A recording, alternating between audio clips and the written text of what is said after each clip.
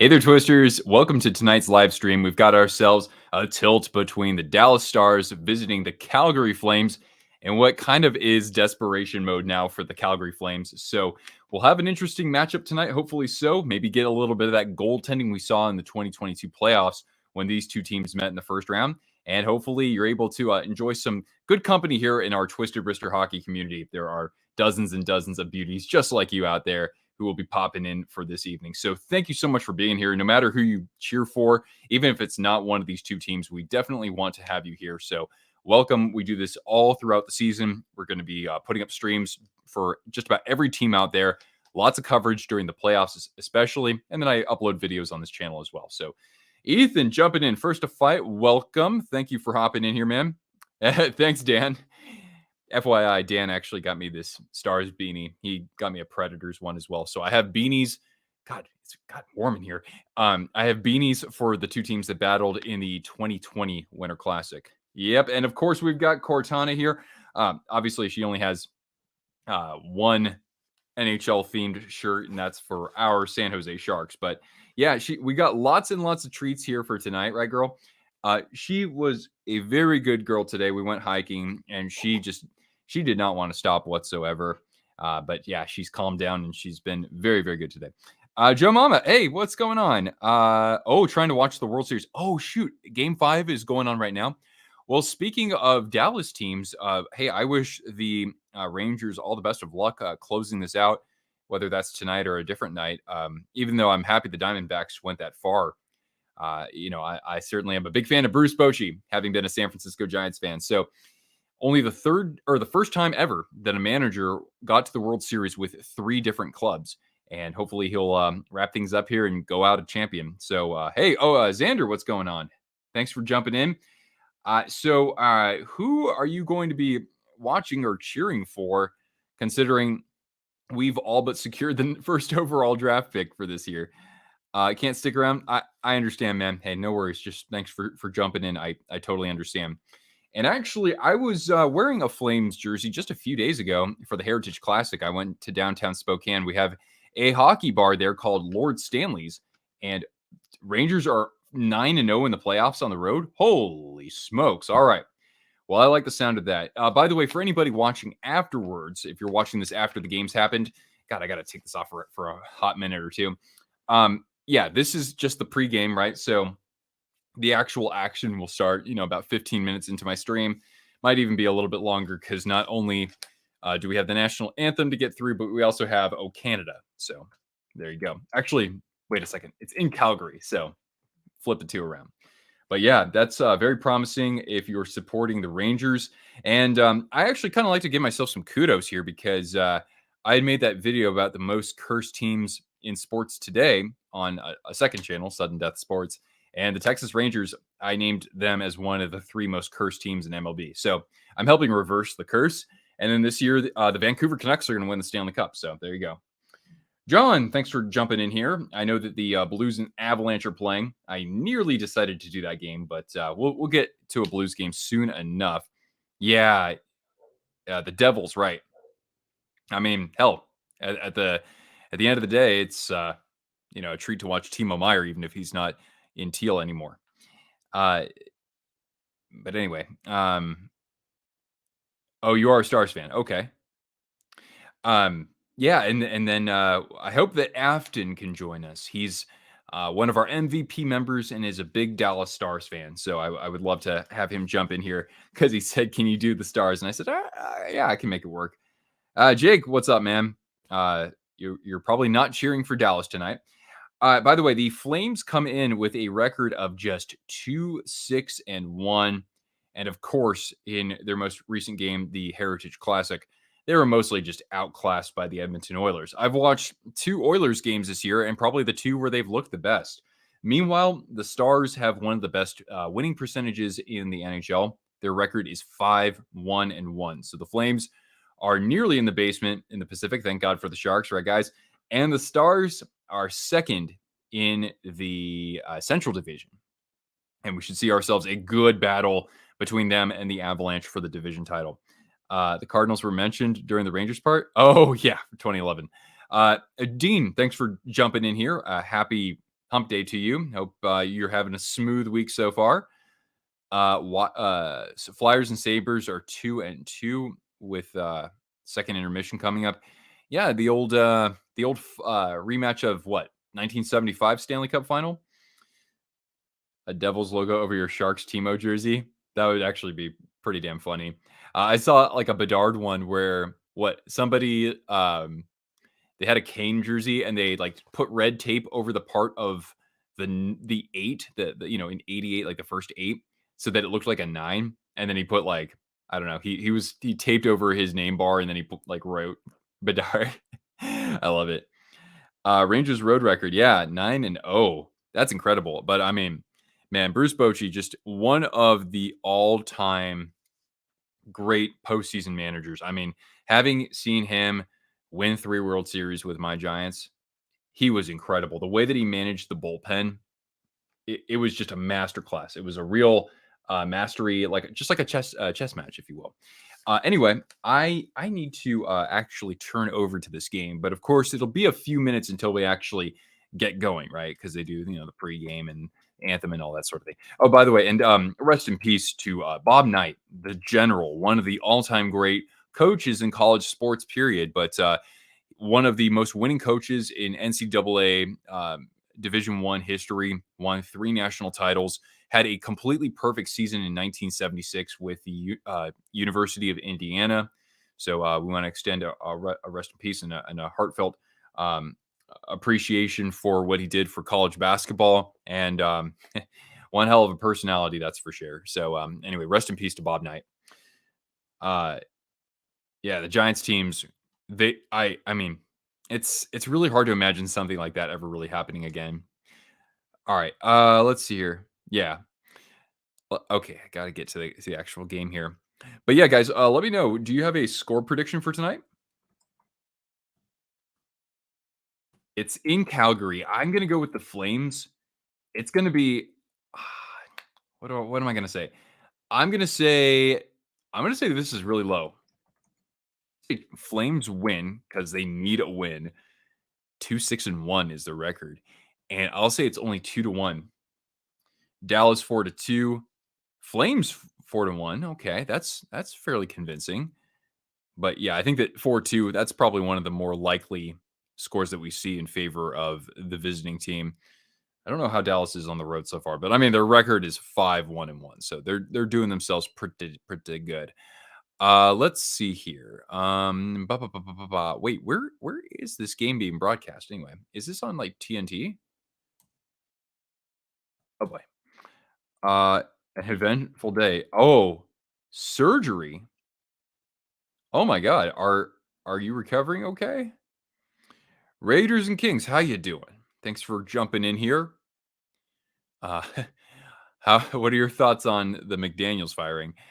I don't really have much to weigh in on with that, but yes, it is on It is through ESPN Plus. Beautiful. Okay, I should be able to get this game up on my screen here. Yeah, there we go. Beautiful. Very happy. Okay, awesome. I would have been very, very, very happy a couple days ago. If you kinda waited till now. That's all good. I mean, here I am, a Vikings. Now what, right? When we start to figure it out, Cousins out for the year. Second game of the TNT doubleheader is Blues and Avalanche. Yeah, I thought about that game, but then Afton had asked me, "Can I do the Dallas game?" And I said, "All right, but we'll do Blues and we'll do Avalanche at some point as well. We'll have streams set up for those two teams." Uh, oh, fix your sinuses. Oh, okay, interesting. I think I know somebody who had a sinus procedure like a year ago, but I'm glad that it wasn't anything serious. Yeah. Anyway, so just to give you guys a heads up on the main stats here. All right. In terms of goals per game, the Flames are tied for 29th, just 2.11 per contest.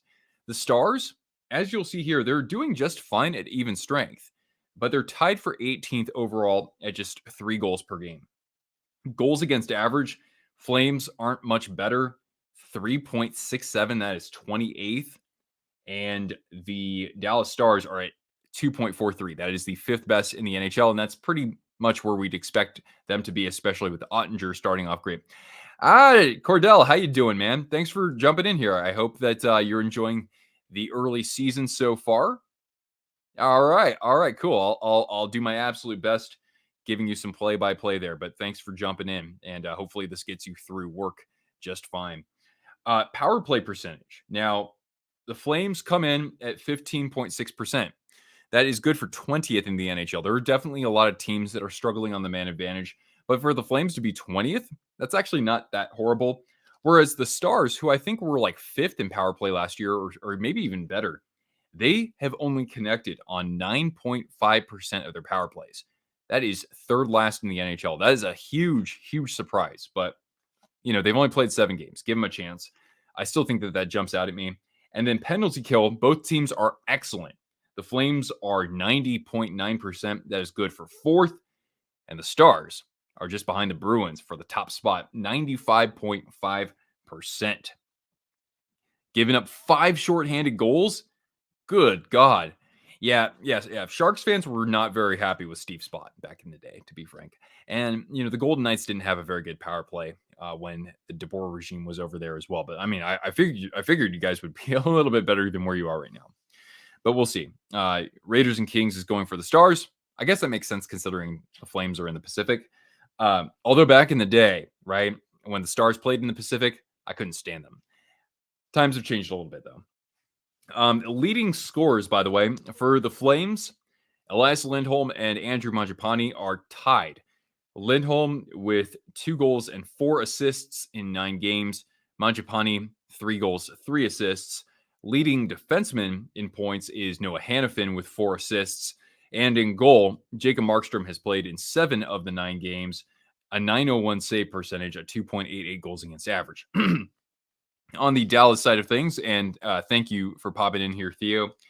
Canucks are rolling, man. Jeez, I got to watch one of their games. I know they play the Sharks tomorrow, but my best friend's going to be in town. But he's a Sharks fan, so maybe we'll put it on for a little bit. Leading scorers for the Stars, we've got Wyatt Johnston. Who would have thought? I mean, with all the weapons they have there, Wyatt Johnston has the edge right now. 3 goals and 4 assists, but the Stars, despite not lighting the lamp as much as maybe we'd expect, especially with that power play struggling, they're getting contributions up and down the lineup fairly well. So the depth looks good early on. Of course, they added Matt Duchene in the offseason. Leading scorer among defensemen, Thomas Harley, 2 goals, 2 assists, and Miro Heiskanen, a goal and 3 assists. And for Jake Ottinger, he's played in 5 of the 7 games, already sporting a 940 save percentage and just a 1.75 goals against average. So Ottinger, who knows? He could be one of the finalists for the Vezina this year. And certainly he wants to kind of redeem himself after last year's playoffs. Didn't look particularly sharp, but we know what he's capable of doing. When he's on, he could be a top 3 goaltender in the NHL, perhaps. You were at the game yesterday. Awesome, man. That's fantastic. I hope that, look, I guess you weren't disappointed whatsoever. So good for you. Got to figure out when is my first NHL game. Where's that going to be? I am going to go actually to the Sharks and Oilers game on December 28th because I'll be in California. So my buddy has tickets for that game and he's got an extra seat for me. So I'll go see. I'm really just there to go see McDavid and Draisaitl. All right. So anyway, I think they should be. Have they done the anthems just yet? I don't think so.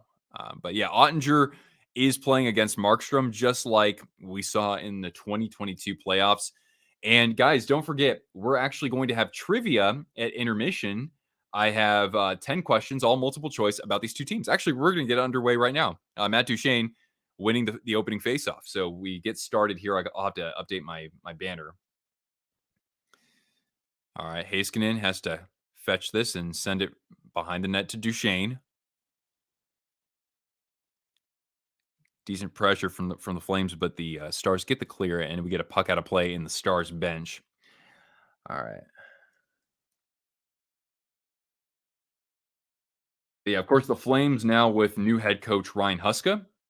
You hope the Sharks beat the Oilers in that game. Well, if they're going to win one, I might as well be there for it. But Yeah, man. I mean, gravity, Grav, he made a video, I think yesterday or the day before, about the Sharks starting out the season 0-8-1. And I mean, he's exactly right. It's like we knew it would be bad. I didn't know it would be that bad. Anyway, we can always talk about that later. So anyway, Flames cycling the puck with Hannafin and turned over through the neutral zone, but collected by Chris Tanev into the neutral zone. And Lindholm sends it behind the net. Ottinger to play that with the paddle. And now maybe a chance for Mangiapane. Good strip of the puck there by Robertson, but still alive in the zone. Behind the net, Mangiapane looking for somebody out in front, but Lindholm couldn't knock it away from Yanni Hakanpää. Still alive for Mangiapane. Looking for the point. Cycles it to Huberdeau. Shakes a couple defenders. At the boards. Gets it out to the point for Rasmus Andersson. A shot, and that goes a little bit wide of the glove of Ottinger. Still alive. Good shift here for the Flames, but that puck just trickles out of the Dallas zone, and Calgary will have to regroup. The Flames rocking the best home uniforms in the NHL with their tremendous red getup. And the Stars wearing their typical road whites. How was Halloween, Nick? I had a very uneventful Halloween, but I have no complaints over that whatsoever. Did you do anything interesting? Jamie, thanks for jumping in here. Good evening. We've had some people from the UK though in recent streams, so maybe it's actually a very early good morning. All right, Anderson, he's back after that suspension. He served a few games and now coughed up in the neutral zone. And here comes Jamie Benn, the old veteran, had a good resurgence this past year, but this is turned over. And Backlund, he's going to pop it up into the Dallas corner, funnels out to the point, a shot, and wide there off the stick of Brad Hunt. Still alive, Backlund, and a good defensive play there from Heiskanen on Coleman. Now Heiskanen from behind his net. Up ice for Johnston, the leading scorer for the Stars right now with 3 goals and 4 assists. Behind the Calgary net, fetched by Tanev. And now up comes Matt Coronado. So a couple of the youngsters there, Coronado, and I think Connor Zary is also in the lineup. Coronado behind the Dallas net, looking out in front, almost had, a guy I've never even heard of, Walker Dewar, whose middle name must be McAllen or Glenlivet, and a loose puck that's covered by the glove of Jake Ottinger. Thanks, everybody, for jumping in here. Anybody new here, we're going to be doing this throughout the season for all 32 teams, so it doesn't matter who you support. We'll get to your team at some point this year if we haven't already. We really turn things up in the playoffs, and I put out some content on my channel now and then. It's just been a long time because I've been spending like 40 or 50 hours on this great rivalries overview video that will launch within the next week, probably sooner than that, but I don't want to make any broken promises. We get a puck out of play here with the first 2 minutes and 37 seconds elapsed. And let's look at our poll right now. So at the moment, the Stars looks like nearly 3 out of 4 people have them winning this game. My power rankings, well, I think we can guess who number 1 is.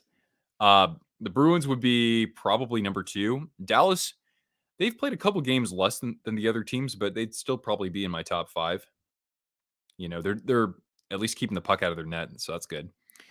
All right, off the faceoff, here is Coronado's shot and blocked by the defender. That looked to be Lindell. Comes out of the zone, will be sent in deep again. And I know who at the bottom of my power rankings is right now. You know who isn't that far, or who is pretty far down that list right now, or the Kraken. Anyway, here's Kadri trying to get around the defender. The big Thomas Harley. And now to Connor Zary.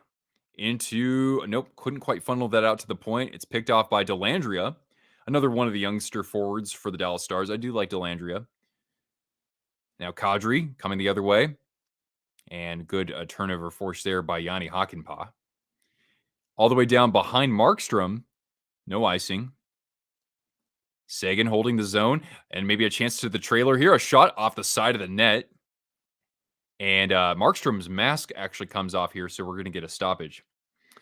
Yeah, Kraken last couple of games have looked a little bit better. They won in overtime against the Lightning, so that's always good. They put up some goals against the Hurricanes. Not that other teams have struggled to do that so far this year, but the Hurricanes, they're starting to kind of figure things out better. And Seattle, like I said, not in as deep of a hole, but still they will like to they don't want to leave points on the board even early in this year. All right, get a face off down at the Flames end, and here's Hannafin from behind his net over to Huberdeau. Shannon made that great video on the Flames just a day or two ago. And I mean, everybody's struggling for points for the most part. Mangiapane's been a nice exception because last season was not good for him. But you want a little bit more out of Lindholm. You want a lot more out of, Huberdeau, more out of Kadri. Shot from the point there, pad save Ottinger, still alive, and drawing a high sticking or tripping, I think was Blake Coleman. So we actually have a delayed call. Or do we? No, we don't. Play goes on. Suter at the side of the net, rims around, and comes out of the zone.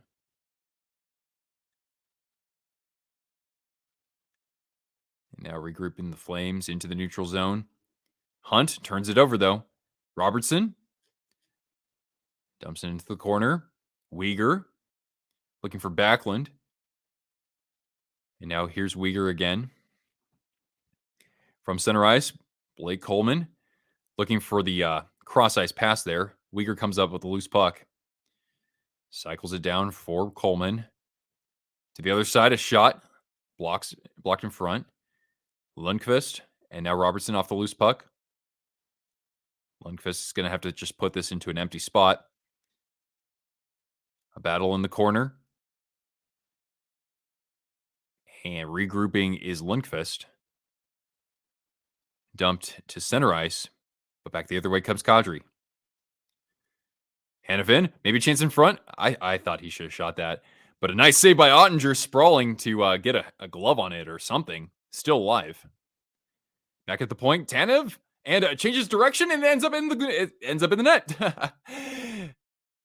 It had deflected off of somebody, and the speed dropped by like 30 miles an hour. So Ottinger couldn't read that properly. And Connor Zary gets the goal for the Calgary Flames, and it's 1-0. So some good pressure from the Flames. They actually look like they're showing some urgency out there, or at least showing some pride. And it pays off. Play AC/DC. Cortana also gets a goal treat. We have lots of goal treats for her today. That's a good girl.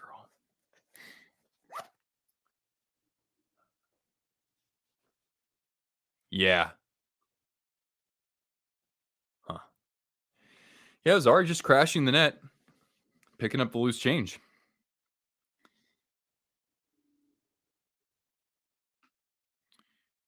All right, Weegar through the neutral zone. This will go all the way down to Ottinger and will be an icing. Oh, Knights and Avalanche on Saturday. Yeah. I'll be live on. Man, I wish I picked that game. Mike Thompson, though, one of our MVP members, had asked me a couple of weeks ago. He said, "Hey, will you do Sharks and Penguins for Eric Carlson's return to San Jose?" And I said, "Yeah, I'll do it." So we've got that on the docket. All right. Here's Johnston battling against Weegar. Still alive in the zone. Yes. And a chance in front almost for Dodonov. Cycles this to Johnston. Still hounded by Weegar. Looking for Ben, but intercepted. Kept in at the point, though, by Harley. And now Anderson. In the neutral zone, he's got Huberdeau. Nice knockdown by Jonathan Huberdeau. And a good strip there by Yanni Hakanpää. Kept in at the point for Lindholm. Puts a puck out of play, though, with 13:40 remaining here in the period. So what did the poll end up at? Yeah. So over 70% are predicting the Dallas Stars. Yes, we are very early in this game, so you never know what's going to happen, right?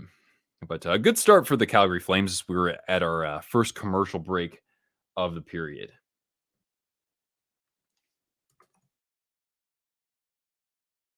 Right.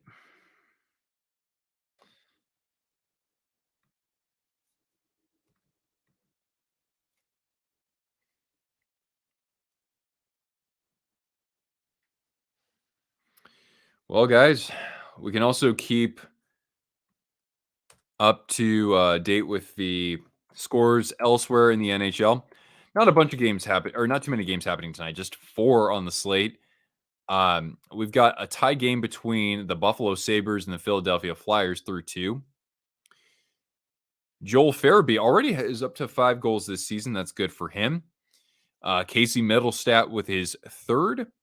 Then a guy I am not very familiar with. His name is Brandon Bureau, an undrafted player for Buffalo. And then Cam Atkinson with number 6 on the year. That's fantastic. And the Sabres are hanging tough, even though they've been outshot 20-11.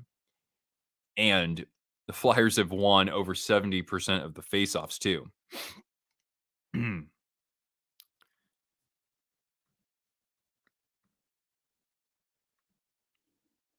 Bureau's sophomore season. Okay. So, what was it? Brandon Bureau? Yeah, Brandon Bureau. Interesting. That almost sounds like Donnie Darko or something like that. Brandon Bureau. I gotta look this guy up. Let's see. Your last no, this he just played his first game a couple days ago, according to hockeyreference.com. How about that? All right, play resumes here in Calgary. Delandria, and now crashing in there was not Domi, but somebody else in white, number 18. Oh, AJ Greer. No, excuse me, that's Calgary. 18. I don't know who 18 is on the Stars, but anyway, because he was not in the last game for Dallas. But anyway, this is going to be almost a chance out for Delandria, right in front of the net. But this gets chipped out of the zone, and now flipped back to the defense as teams change up here.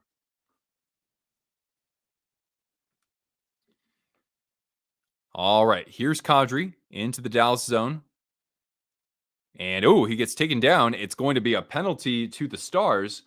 But as I was talking about earlier, the Stars have the second best penalty kill in the NHL, and Calgary's power play is clicking at just 15.6%.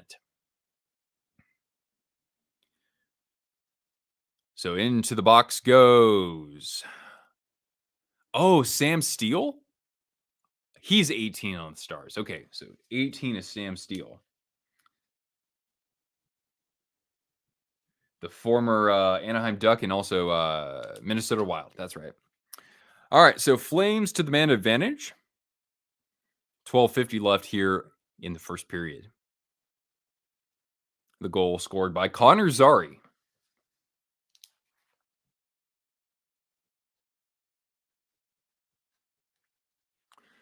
All right. Kadri against Seguin. The battle of 91s. And controlled by Suter and cleared out of the zone. Oh, they've actually got a trailer on the puck. Interesting. So it's easier to follow the puck. All right. Here come the Flames. They dump into the Stars zone, but they actually ice the puck. That's usually a bad sign of execution on the man advantage. So we get a face off in their own end.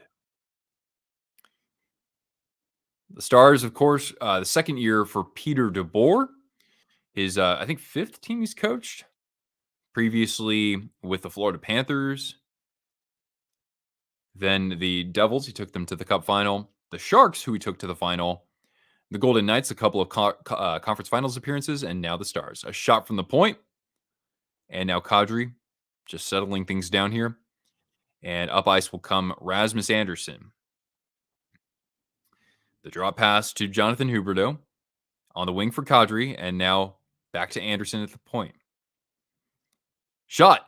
And good traffic in front from Kadri, but Ottinger is able to see around him and will get a whistle. Big time shot from Rasmus Andersson, who was suspended earlier this year for a hit, I believe, on Patrick Laine. All right. Once again, Kadri versus Seguin. Andersson. Over to Huberdeau. Down low. A chance maybe in front for Kadri. And they couldn't quite get anything on goal there. And now dumped down by the Stars. 1:10 left on the power play. Oh, that was Zari's first NHL goal. All right, cool. Well, congratulations to him. Always looking for silver linings when you're struggling like this. Now Huberdeau into the zone, drop pass Lindholm, and blocked by Suter. Hintz off the loose puck will dump this down, and the Stars can change up. Good girl, Cortana.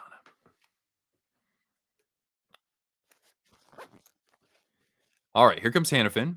Over to Mangiapane. Zari trying to free that up from Hockenpah behind the net. Backlund and finds Uyghur at the point, looking for somebody down low. Loose puck. Picked up by the Flames here. Now Mangiapane out to the point, maybe a one-timer, but Uyghur fanned on it or something. And Johnston leads the charge the other way with Heiskanen. A shot from Heiskanen off the mask of Markstrom, a scramble in front. And the Flames are going to take a penalty here, a cross check, as Johnston, Dallas's leading scorer, almost had a chance to bury another one. So we'll go to 4-on-4 for just 10 seconds. So what I'm going to do here is I'll just put the Stars on the power play because they'll get one in just a few seconds here once we get back to the action.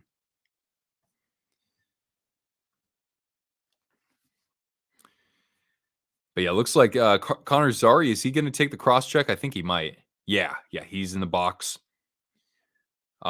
Flames have evened up the shots, by the way, 7-7. And one by the Flames. And Tanev sends it to Lindholm and back to Tanev just to chew up some time here. As now the Stars are officially on a power play for about a minute 50. All right, Hintz sends it back to Heiskanen. And they'll lead the charge, gaining the Calgary zone. Ben, back to the point for Heiskanen. And the other point, there's Robertson, looking for somebody down low, but a good interception and cleared down by the Flames. Hintz from center ice. Draws all the defense. Ben to the circle, down low, and a backhander, and maybe denied by Markstrom there. Pavelski at the point. Down for Hintz. Back to Joe, a shot, and that couldn't quite trickle through as Uyghur comes up with it. And sent down nearly the full length of the ice. Sabres got their third goal. All right. Let me know who ended up scoring that if you get the chance. Duchesne gaining the Calgary zone and good pressure there from the Flames. And AJ Greer from behind the net will get the clear. Rick, thanks for jumping in here. Happy hump day. Seguin and Marchment flutters one to the other point for Duchesne at the circle, looking for the slot little tip play with Johnston, but Flames can get another clear here with Hannafin. 20 seconds left in the power play. How is Idaho? It is a very, very Idaho day. Anything that you can get from September to June, just cloudy. Not like foggy, but just straight up clouds. And 40 degrees. Power. All right. Owen Power. Good to see him get on the board here. And hopefully catch up to Rasmus Dahlin as one of the better young defensemen in the NHL. Thompson and Tuck, man, that's a lot of beef, man. That's a lot of height. All right, we're back to even strength here. There's, of course, the Stars coming up empty-handed. They lead in the shots 9-7. Ottinger's going to have to play this with his pad. Kadri jumping in. And now cleared out by Pavelski.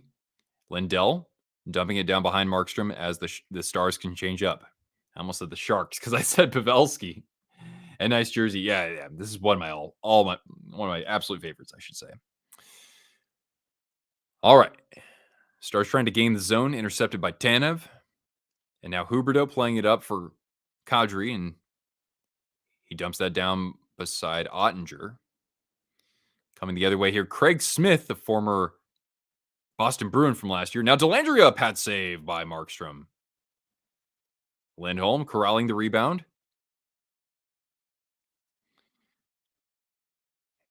Flames facing a little pressure here, but Hannafin steers it over to Jonathan Huberdeau, gaining the Dallas zone into the corner for Lindholm, and picked up by Heiskanen. Delandria able to chip it out. And it goes back to Anderson for the Flames to regroup. I just have to remove something from my scoreboard here. So just a moment here. There we go. Just over 7 minutes gone by here in the first period. Again, a goal from Connor Zary, his first NHL goal.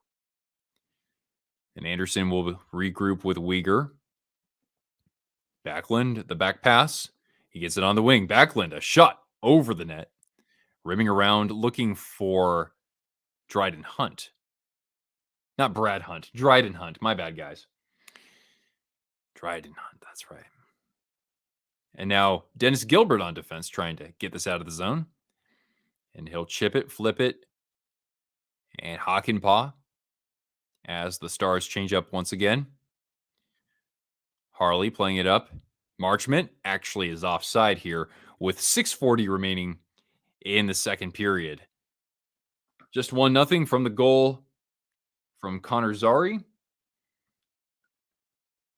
And a couple of power plays coming up empty-handed here. So we'll go to a commercial break, and then we'll be back at it before you know it.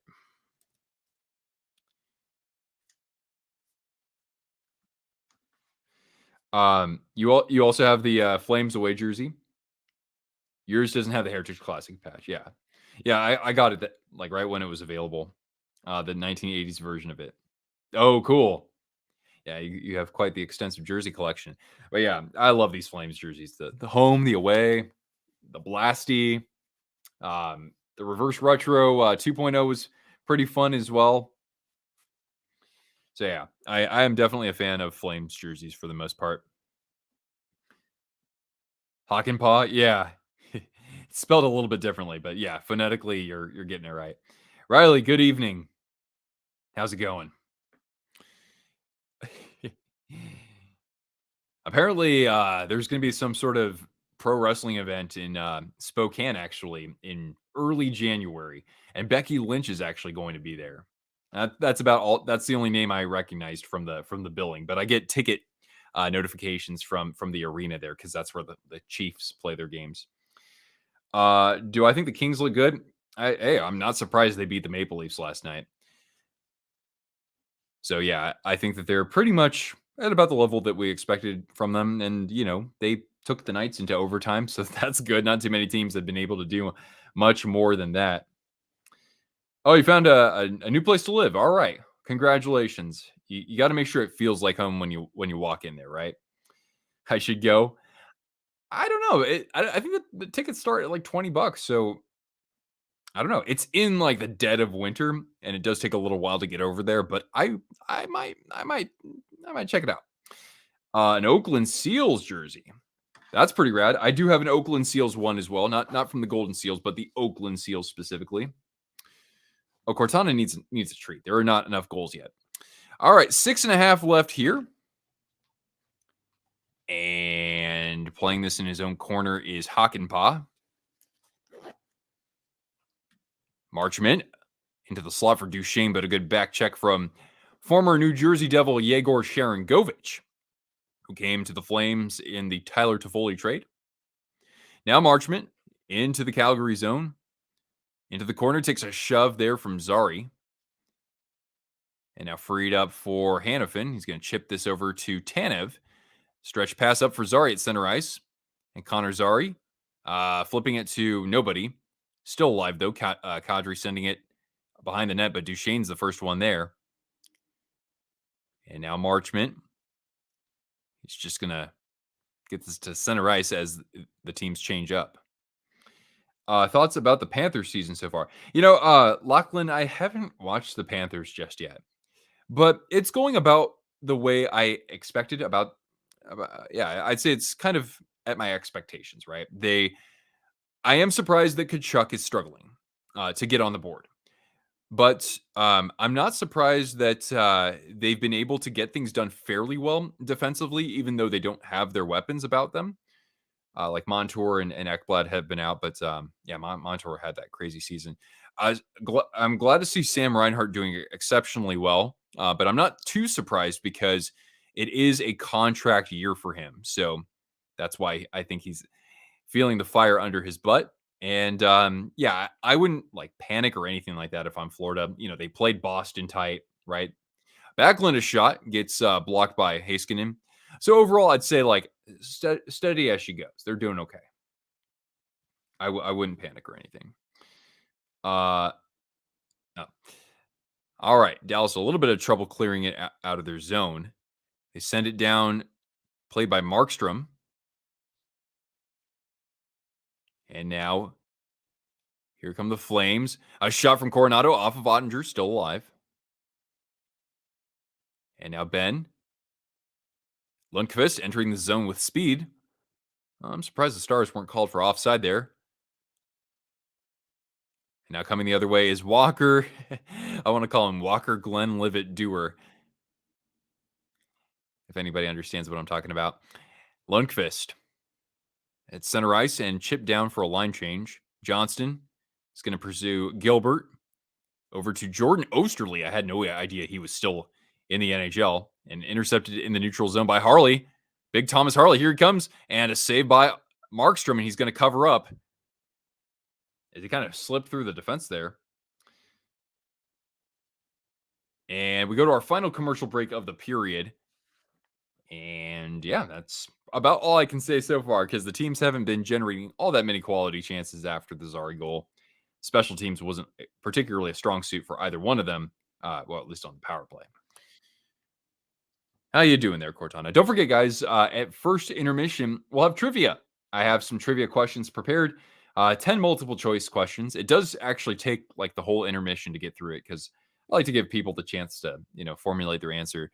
And yeah, it's just for fun, but it's always a good time, right? And then we'll, of course, keep a tab on other games happening in the NHL. 3-2 Buffalo over Philadelphia with 13:05 left in regulation. Goals from Casey Middlestat, Brandon Biro, his first NHL goal, and Owen Power, his first of the season. I believe a Calder Trophy finalist this past season.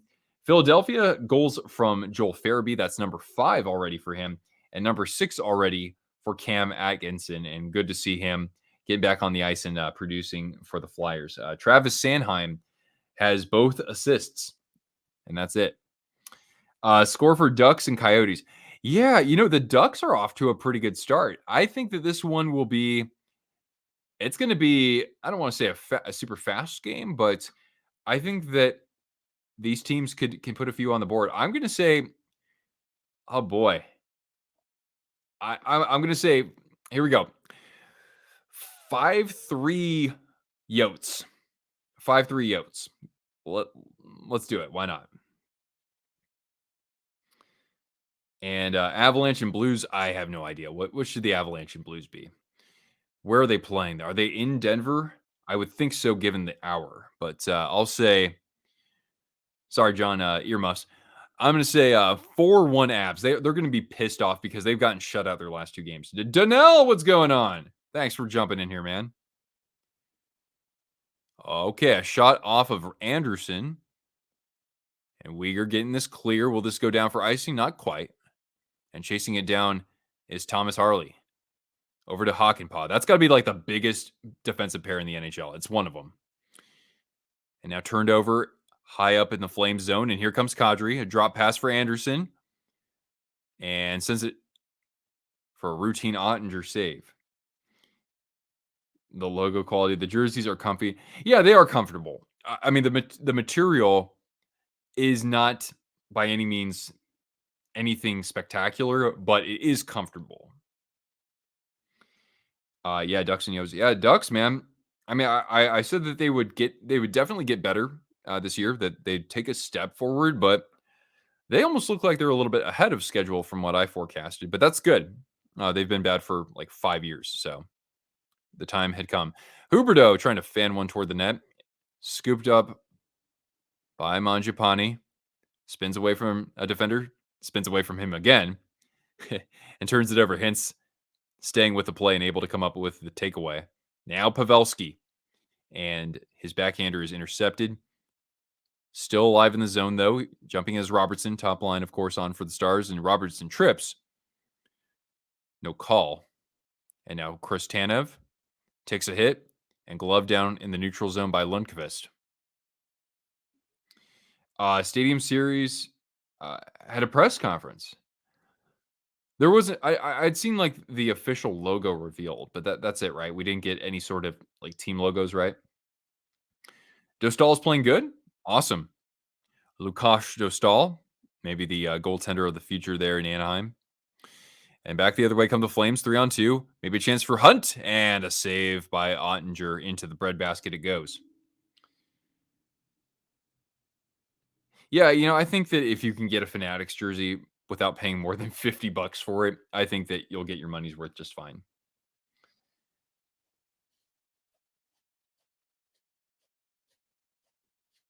But yeah, that's the price you have to pay for licensing, right? For licensed products.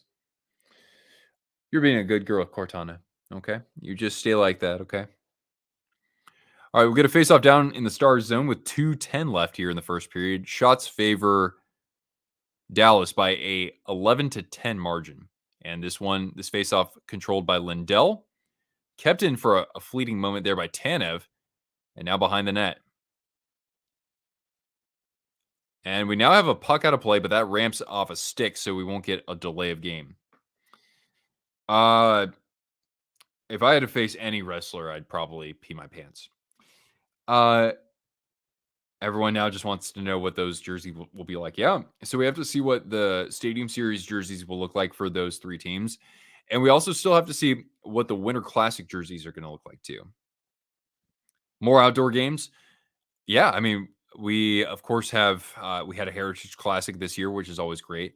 But yeah, of course, I'd like to see more outdoor games, even though they're not as fun to attend in person because man, hockey just doesn't look the same from that far away. I had good seats for the Stadium Series when I went, when the Sharks hosted it at Levi Stadium.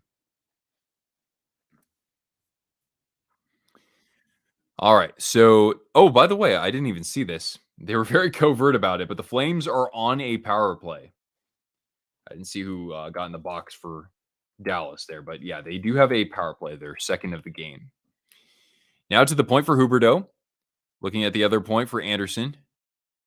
And now steered back to Huberdeau. A shot pass, actually, a faked shot. Tried to send a seam pass there that ramped up a stick. But of course, Huberdeau passed on a shot. You love watching the outdoor games. Well, yeah, like on TV. Yeah. I mean, they've done a good job with those, I would have to say. All right. Kadri against Delandria. Delandria falling down but winning the faceoff. And Lindell able to get that cleared for the Stars. And Anderson will have to regroup from behind his net. Oh, wait, there are 4 teams in the state. Oh, because the Flyers are part of that as well. Okay. Thanks for reminding me. For some reason, I thought it was only 3 teams, but that wouldn't really make sense. Now, Delandria. Shorthanded, maybe. Oh, sending it in front for Sam Steele. Went just off the skate of his. And now Lindholm coming the other way with some speed to Huberdeau, and it just bounces off his stick. Now Lindholm facing Hakanpää, checked by the big Finnish defenseman, and rifled out of the zone there by the Stars. Under a minute left, and basically under a minute left in the penalty as well. Oh, a chance shorthanded. The Stars score off a turnover behind the net, and Jamie Benn with the equalizer as the second best penalty kill in the NHL is able to tie things up, actually. Here we go, guys. Treat for Cortana. Let's give her 2 treats. Here we go. Whoop. Here's a little biscuit for you. Oh, there you go. But yeah, let me take a look at this again. Markstrom. Yeah, Markstrom was playing some like a wraparound, and somebody just charged, or Ben just charged in there completely unmarked. Kind of an ugly look for the Flames there. A Winter Classic rankings video for like jerseys. I think I did that as a members video. I don't know. I've done some sort of content like that before. All right, Zari from behind his net. The Flames are still, or from behind the Dallas nets, still on the power play. The Flames are still alive. Sagan trying to get this clear, and he does. Comes out to Hannafin and Uyghur. The outdoor games, yeah, when they actually got them going. Yeah, the location for that was incredible. All right, Suter from behind his net as we're down. Oh, and kept in at the point by Uyghur. Back to Hannafin. And now the touch pass. Oh, a shot from Manjapani denied and covered up by Ottinger. Probably their best play or best opportunity on the power play in this game so far.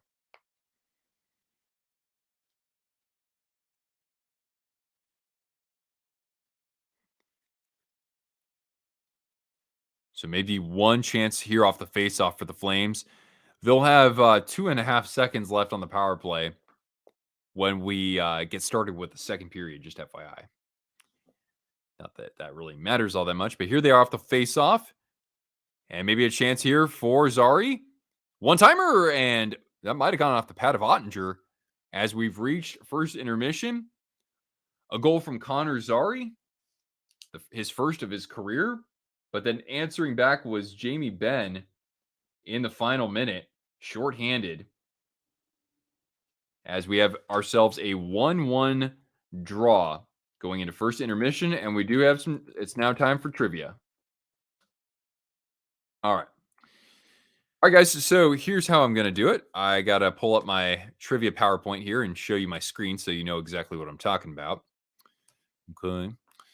All right. So I'm going to actually ask the question. I'll let you answer the question. I'll put up a poll for that. And then what we'll do is I'll reveal the answer for that question. So we have 10 questions in total. All right. Afton, there you are. You asked me if I could do a Stars game, so I said let's do this one. And good job for Jamie Benn tying things up there. All right, guys. So I'll put up a poll for question number 1, and then I'll show you what that is. Okay. So you have 4 choices, just A, B, C, and D. And good luck. It's just for fun. But here we go. Ready? All right. So question number 1: which Calgary Flame has the most career goals against the Stars franchise? So that can include the North Stars before they moved to Dallas. Is the answer A, Johnny Gaudreau? Is it B, Robert Reichel? C, Jerome Iginla? Or D, Theo Fleury? So take about 20 seconds to think about that.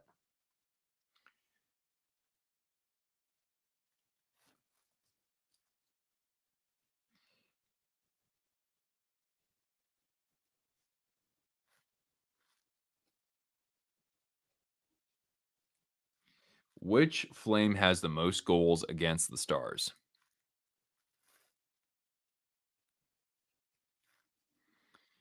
Does it include playoffs? No, it's going to be just regular season. Good question though. At least I'm pretty sure, right? Because when these, yeah, I'm like 96% sure. All right, guys, I'll give you about 10 more seconds. If you haven't answered, go for it. But yeah, we have a wide range of opinions on this one. And I'll reveal the answer in 5, 4, 3, 2, and 1. If anybody's just joining us, by the way, we're just doing intermission trivia. We do this now and then on our live streams. All right, so the guy with the most goals against the Dallas Stars in Calgary Flames history, it's Iggy, Jerome Iginla with 16 goals. Fleury is in second with 13. All right. Keep track of how you do with our questions, by the way. All right, we'll go on to question number 2. Let me just put up the poll for that. All right, here we go. Question number 2, amigos. Now, it's the same question, just flipped around. So, which star in Dallas and also Minnesota North Stars history has the most career goals against the Calgary Flames? And I think that that could also count against the Atlanta Flames. Is the answer A, Dino Ciccarelli, B, Jamie Benn, C, Mike Modano, or is it D, Tyler Sagan? World Series, middle of the fifth, five or nothing, nothing. Okay, thanks for keeping us posted, John. Good luck to the Stars. But hey, if the Diamondbacks somehow won 3 games in a row, I'd even be happy for them. Yeah, which member of the Stars franchise has the most career goals against the Calgary Flames franchise? Some of these are not that hard, and some of these are pretty hard, I would think. 4-2 Buffalo. Who got that last goal for the Sabres? All right, take about 10 seconds on this question number 2. And let's reveal our answer here in 5, 4, 3, 2, and 1. All right. The star with the most career goals against the Flames. I think a lot of people got this right. It is Mike Modano with 25, although Jamie Benn has 22, so not too far behind. Tage, all right, awesome. All right, question number 3.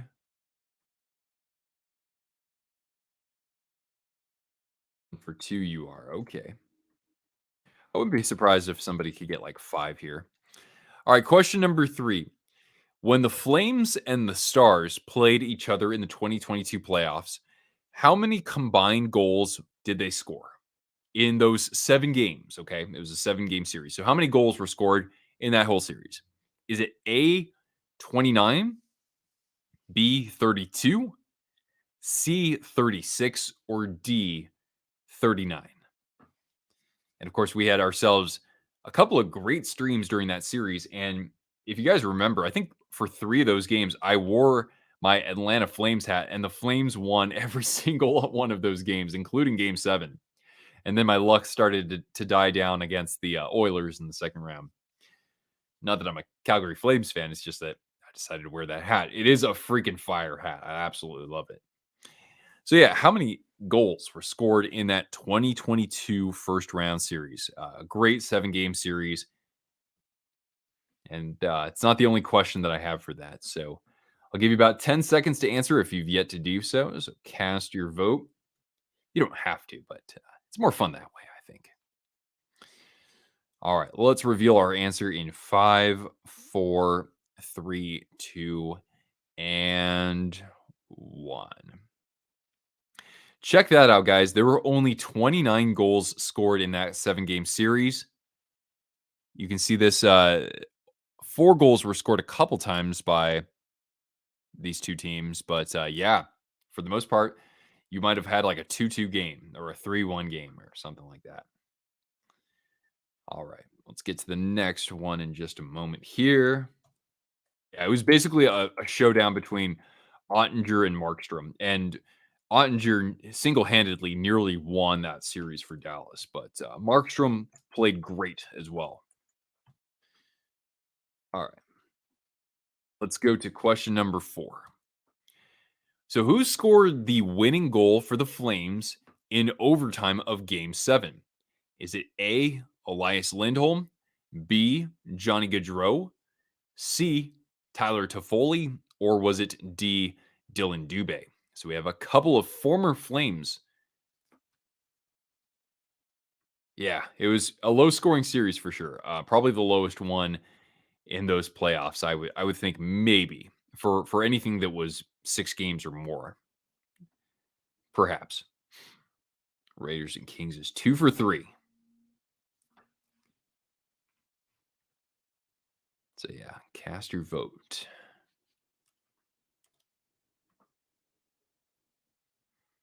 Easiest question so far? Really?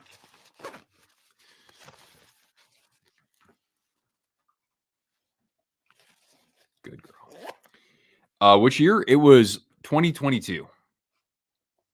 I'll give you about 10 seconds there, John.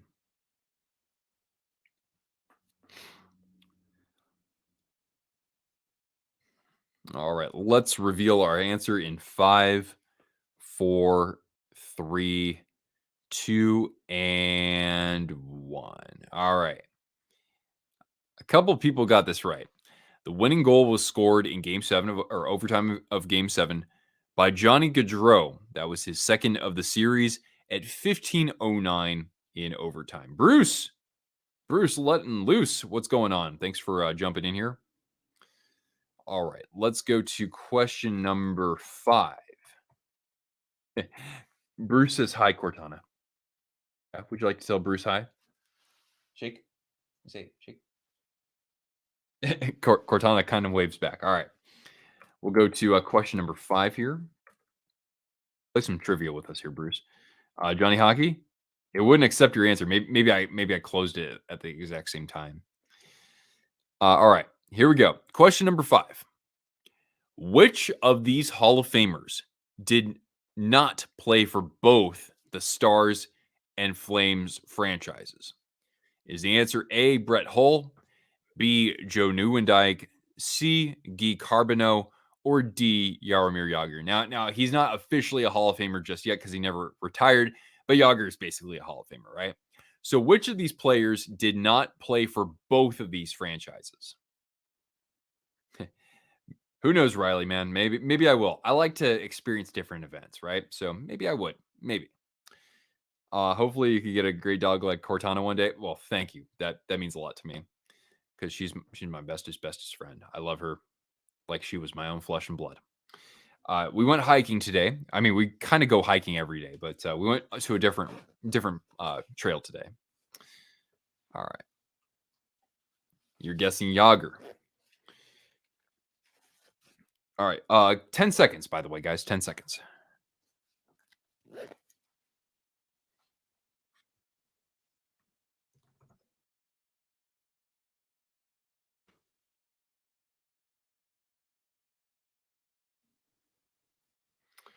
All right. Let's reveal our answer in 5, 4, 3, 2, and 1. So the guy who didn't play for both of these franchises is Guy Carbonneau. Carbonneau played mostly for the Canadiens, but he also had a short stint with the St. Louis Blues and played for the Dallas Stars.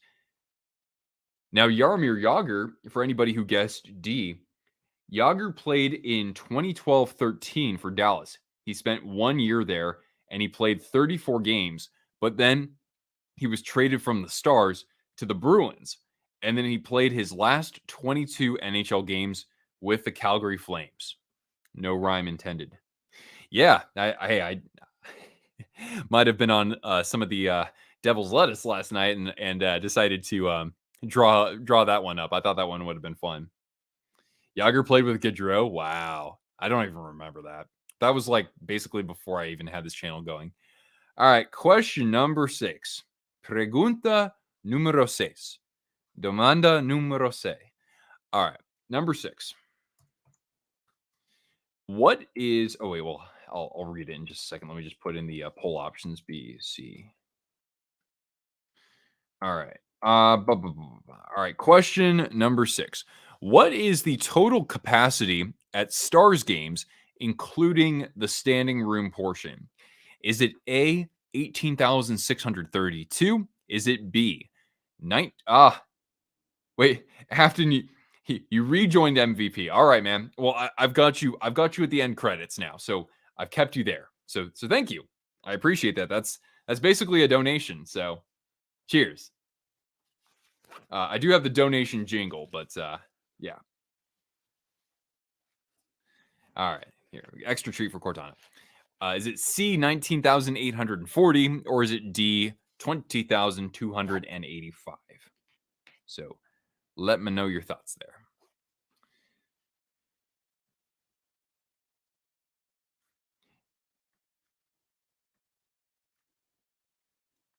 The smallest number, perhaps? Yes, the venue, by the way, is called the American Airlines Center. I have never been there. I have been to Dallas. I don't know if I'll go back though, because I almost was killed when I was in my rental car. I'll give you about 10 seconds left, guys. No. I'll go back to Dallas at some point and go to that venue. That'd be great. All right. Okay, let's reveal the answer in 5, 4, 3, 2, and 1. Oh, Brandon Bureau, 2 goal night. I like your thinking, Bruce. It's actually 19,323. So the seating capacity is just 100 less than what we had for option A. So you were on the right train of thought, but I might have tricked you a little bit there. The answer, actually, some people got this one right. Yeah, it was B. Diamondbacks had the bases loaded. All right, so we're on to question 7. I might have to speed this along just a little bit, guys. So keep that in mind. Yeah, I'm full of awesome questions. All right, question 7. What year did the Minnesota North Stars leave Minnesota for Dallas? Is it A, 1990, B, 1991, C, 1992, or D, 1993? When did the North Stars leave Minnesota and become the Dallas Stars? So I'll give you about 15 seconds to answer that so that I want to make sure that we're keeping pace with the commercials here. You know this one for sure? All right. Well, we like that.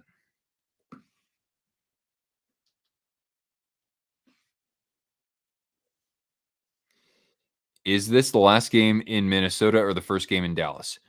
That would technically be the same year.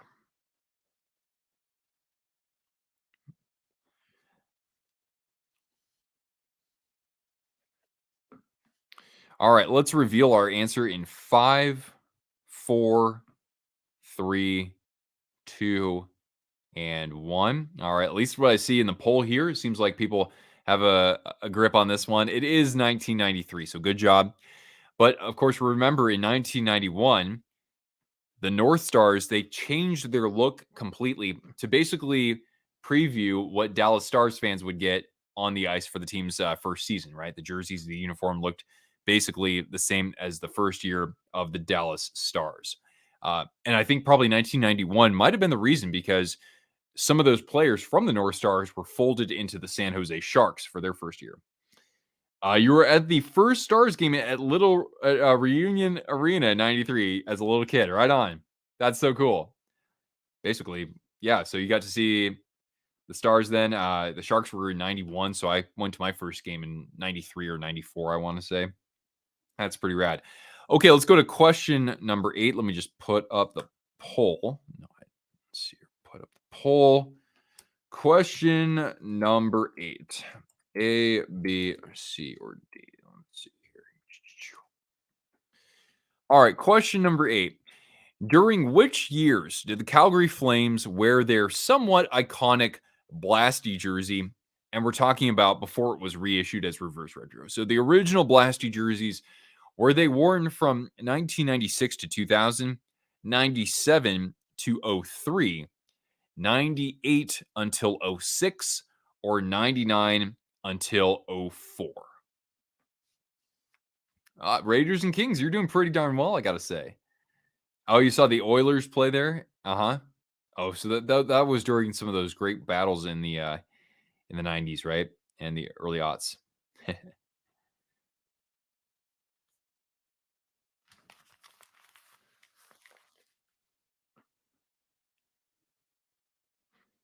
All right, I'll give you about 10 seconds to answer this if you haven't done so already.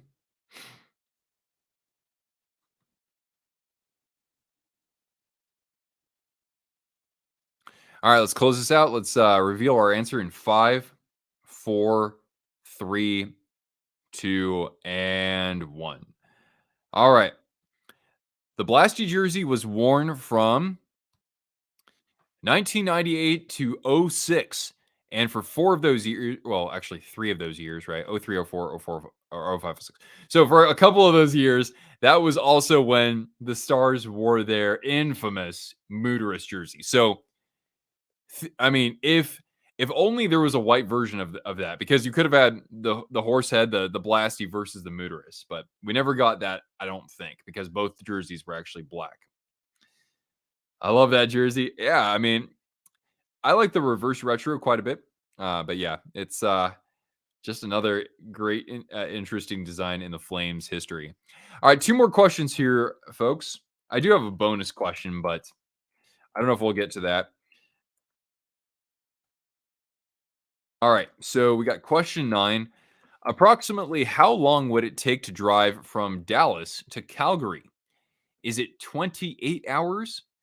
Is it 34 hours? Is it 38 hours? Or is it 48 hours? How long would it take to drive from Dallas, Texas to Calgary, Alberta?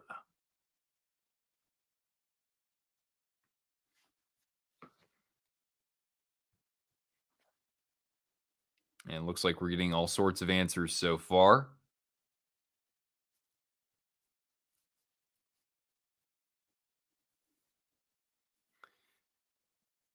All right, guys, I'll give you about 10 seconds to guess this if you haven't already. Oh, shoot. We're actually back with the second period. So I'll start with that in just a little bit. So let's reveal our answer. We'll get to the last question quickly, and then we'll close out trivia. Man, that really goes by fast, doesn't it? So, anyway, it takes about 28 hours to get from Dallas to Calgary. So you'd pass through Oklahoma, Colorado, Wyoming, and Montana on the way. Bathroom breaks? No, no, no. That just means straight up on the road. Nonstop, right? All right, let's go to our last question and then we'll resume our call on the game here. So, final question, final boss. All right. Okay. Who is the only Calgary Flames goaltender with multiple shutouts against the Stars franchise? Is the answer A, Trevor Kidd, B, Phil Meyer, C, Mika Keep what was I even trying to say there? Mika Kiprusov, or is it D, Fred Brathwaite? So 15 seconds, go quick, and then we'll get back to the game. So fathom a guess, if you will, and then we'll get back to the play-by-play.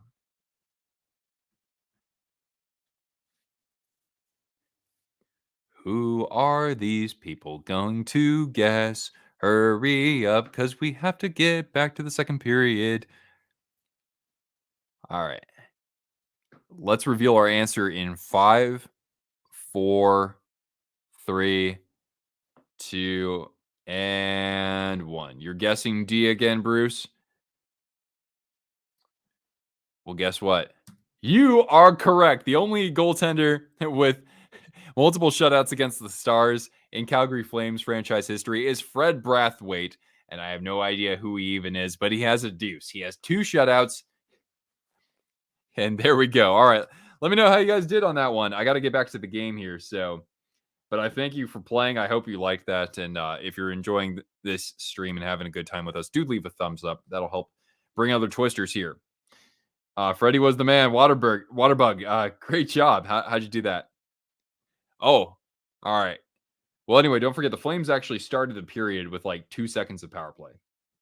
But yeah, let me just get to updating my banner here, and we can get back to the action. Your patience. All right, let me just remove that. All right, cool. Back to the action here. Flames cycling the puck. It seems like they've had it in the zone for a little while. Oh, Chef Manjapani, top shelf. Where Mama hides the cookies. It's 2-1. As the bread eater puts the Flames back on top. Beautiful shot. No opportunity for Ottinger to save that one. You ended up 3 of 10. I think that's probably pretty standard for this round. Big goal treat for Cortana. 6 out of 10 Raiders Kings. Great, good job. Oh yeah, Bruce. We've got lots of treats, biscuits, jerky, organic apple. Mostly pretty good stuff here. Mostly pretty good stuff. Actually, we're gonna give her another treat. Look at this. Give her some apple. There you go. Freddie was the backup in St. Louis for years. Oh, yeah. I've never even heard of him. That's probably why. All right. Middle of the 6th. It's a pitcher's duel. All right. Good luck to the Rangers. So it's kind of like I'm going for the no. I'm going for the Flames in this game because I want to see them bounce back. But I'm going for the other Texas team in baseball. All right. Stars trying to get this cleared with Lindell into the neutral zone. And Hannafin. Big time pass over to Kadri. Just kind of regrouping at center ice, kind of hanging on to things here as the Flames change up. Yeah, you're right, Bruce. So Cortana gets both. Blueberries really not really in season here. So right now it's all about the organic apples, and then other than that, I give her blueberries. Occasionally, just a little bit of banana, and also give her like carrots. So she'll get like actual raw produce. Hit Boo Kadri. I wouldn't have to even see who that came from to know who wrote that. We'll be touching on Nazem Kadri a little bit when I produce my gigantic but very meaty rivalry overview video. Return of Apton. Yes, thank you. All right, on the whistle, we're going to do the Dono song. We're going to do the Dono song for your contribution. How do I even. There you go. All right. All right, here we go. We get a donation. So we got to play the jingle, right? All right, here we go. So for anybody who doesn't know, we do a dono jingle. Anytime somebody sends me a super chat, we'll do something like this. Thanks for your donation. Here's my appreciation. Don't you know I'm thrilled to have you here? Twisters are the greatest. It's true you can't debate this, because once it's time to drop the puck, we put aside the things that suck and cheer. All right. I appreciate that, Afton. We do have a second dono jingle, by the way. We got a new one. All right. John, that's funny.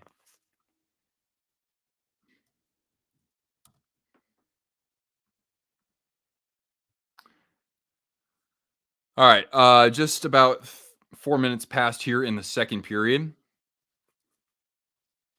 Again, that goal coming from Andrew Mangiapane. That's his fourth goal of the season. So he's doing a nice job kind of redeeming himself after kind of a disappointing year last year. But he's not the only Flame who wasn't able to get on the board very often then. All right. So shots, by the way, favoring the Flames now 17-13.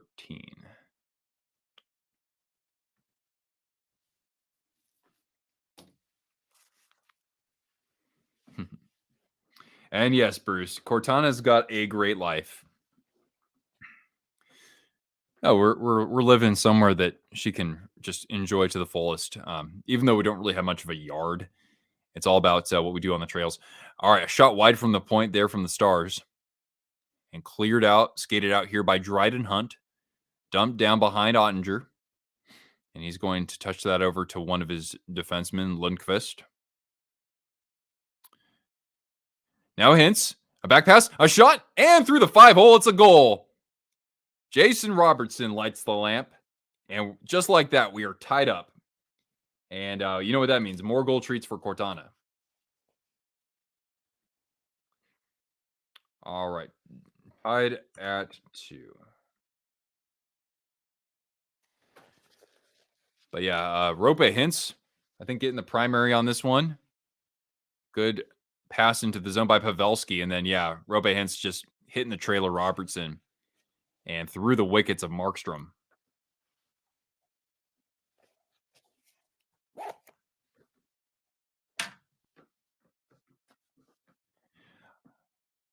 All right. That's just Robertson's second of the year, but comes at a good moment here for him. The California native, Jason Robertson.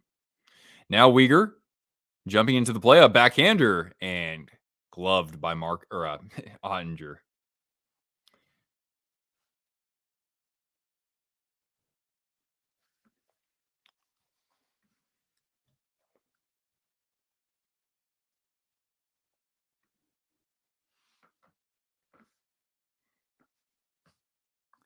You got to work. All right, Ethan.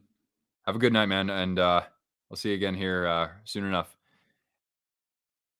How's the game so far? Are the Flames hungrier? Yes. Yes, they are. Not flawless tonight, but they skated very hard to open this game. And they have some good cycles tonight, Alexander. Yeah, and you're welcome. I'm happy to do this. All right. And Duchesne's offside here, 14:46 left in the period.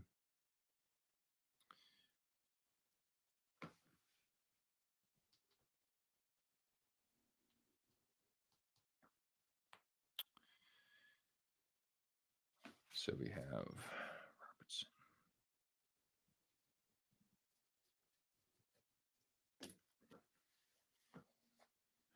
All right, we'll get a face-off in the neutral zone here. And Lindholm wins that over Hintz. Chipped into, whoa, LGG. Hey. All right, I'm gonna have to do a new jingle for you. I don't know why I can't tag you, but that's epic.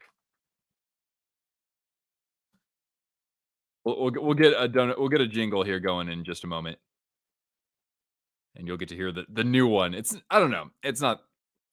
I thought of the lyrics when I was walking Cortana in our nature preserve here. So here's Huberdeau.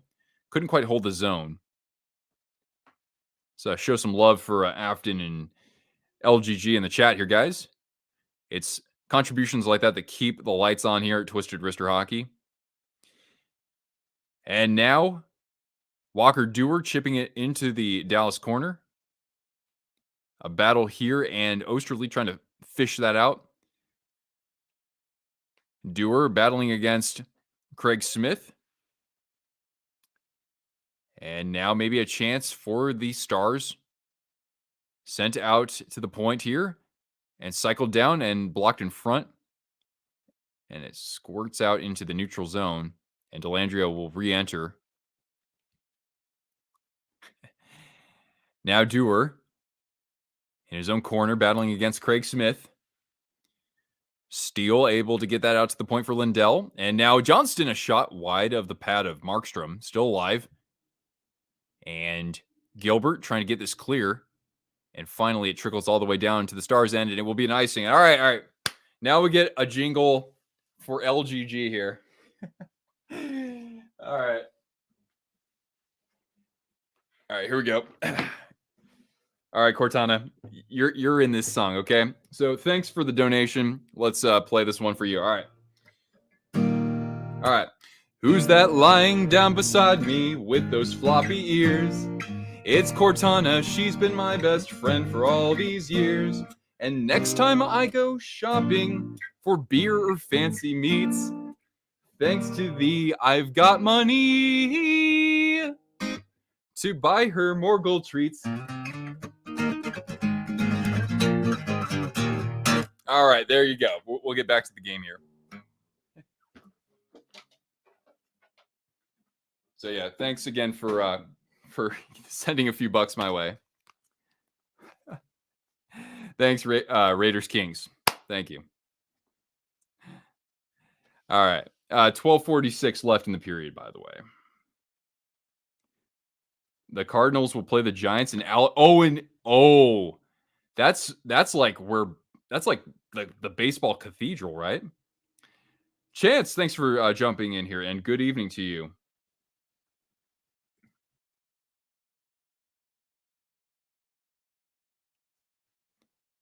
All right. Turned over into the neutral zone. And now from center ice, Suter into the corner. And Markstrom. And Hunt is upended by Sagan. A scrum by the bench, by the Stars bench. You're starting goalie in floor hockey. Oh, cool, man. Do you have to wear a lot of pads for that? Oh, maybe a chance here for the Stars. Here's Duchesne into the slot. He has Marchment, and that might have been a stick save by Markstrom. Suter. And now from the dot, a shot, and Pat save. Markstrom still alive. Scooped up by Walker. My middle name is Glenlivet Dewar. And from center ice, Duchesne trying to get the puck over to Pavelski. Intercepted behind his net from Markstrom. And now here's Dryden Hunt. Dryden Hunt. Up for Backlund. Checked there by Harley. And now Hakanpää. Over to Pavelski. Out of the zone. Center ice. Here's Harley. A drop pass. A shot. Oh, just wide of the blocker. Good shot there from Jason Robertson. one of the goals tonight. And now Pavelski from the point, he breaks his stick, we'll get a face-off. I don't know exactly where, probably in the Calgary zone with 11:16 left in the second period. And we go to another commercial break. You get to wear goalie pads. You have a Knights goalie mask and a Patrick Waugh stick. That's a killer setup. I like it. That's killer.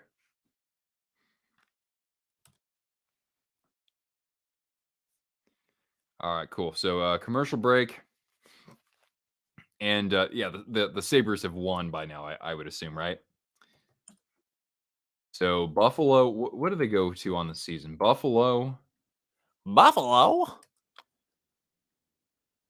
The Sabres, with that victory over the Flyers, go to 5-5 on the year. So it was kind of a rough start to the season for them, but now they're in the plus for goal differential. They're at a +3, and the Flyers dropped to 4-5-1. So this kind of happened last year too, where they got off to a surprising start and then they started to kind of fall off fairly quickly. But that's what we expect from the Flyers, right? And they would maybe be in the running for first overall in the draft this year. I thought that they would be one of those teams, along with the Sharks, of course. And then, the Blues and Avalanche have recently dropped the puck.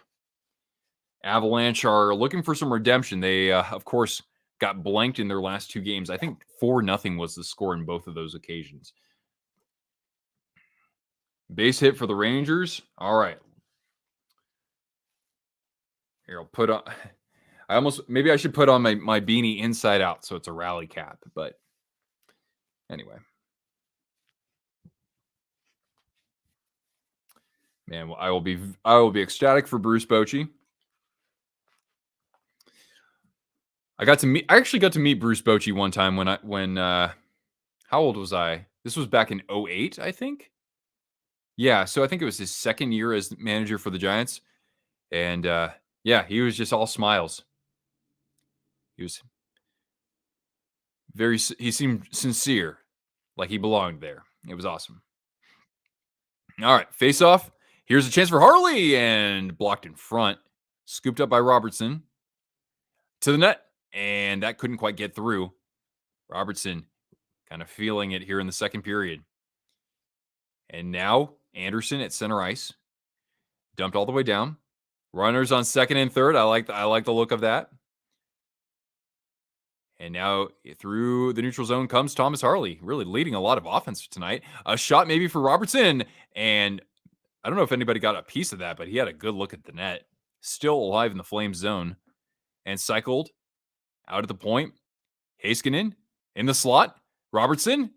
Oh, what a beautiful play, but a big pad save by Markstrom as Pavelski is robbed point blank off a gorgeous feed from Robertson. Yeah, this is probably the save of the game. Maybe the save of the night in the NHL. And I don't think that Pavelski got a good stick on that one, as he actually was the glove of Markstrom that got a piece of it. But what a great save, and an equally wonderful feed there from a chance. How you doing, man? Good evening to you. Good chance there generated by Robertson, as his second period so far has been nothing short of sterling. The shots now 19 apiece for these clubs as we reach the halfway point in the period and in regulation. Now here is Chris Tanev with some speed. Drops it off for one of the goal scorers tonight, Zari, but knocked off the puck by either Johnston or Dadonov, somebody with a 3 in their jersey that's not Lindell. Rangers take the lead. Awesome. All right. Now drop pass for Dadonov. He shoots. He scores! Yevgeny Dadonov puts the Stars ahead 3-2. And I don't know if, I wonder if Markstrom could have even seen that puck. Dallas, their first lead of the contest. Look at this one. We'll give Cortana a treat too. But let's look at this one. Yeah, man, maybe he used Tanev as a screen there. Let's take a look one more time. Yeah, Markstrom was screened, but maybe by Hannafin because he was trying to pick up Lundqvist, who had crashed the net. Lundqvist and Harley have done some things offensively, and that's great when you see that out of a couple young defensemen for Dallas. But yeah, very entertaining second period we're seeing here.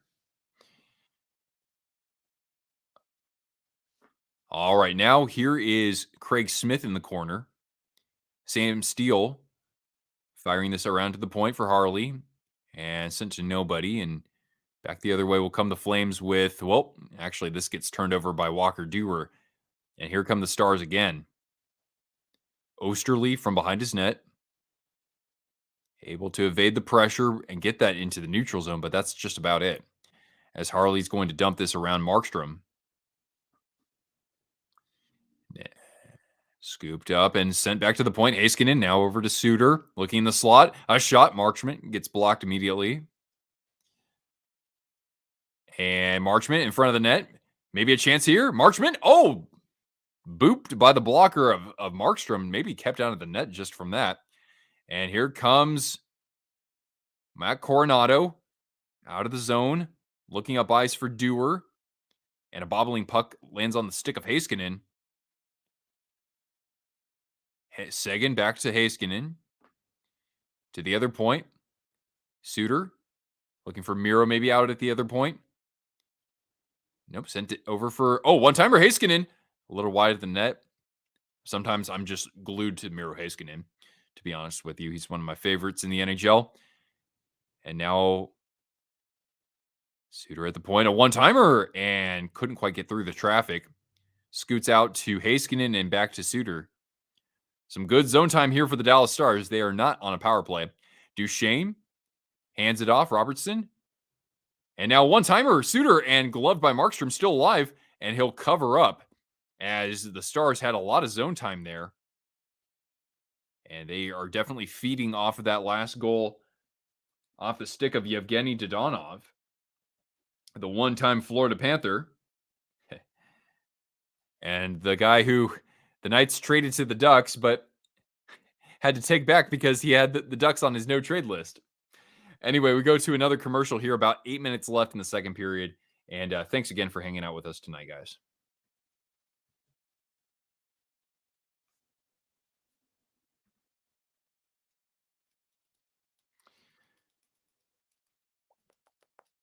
Man. Oh, all right. And I assume that right now, Blues and Avalanche are scoreless, but they've only played like 6.5 minutes. And then starting up in just a few minutes, we'll have the Ducks, the surprising Anaheim Ducks. I think they're like 5-4 or something like that. And they'll be battling the Arizona Coyotes in a old Pacific Division showdown.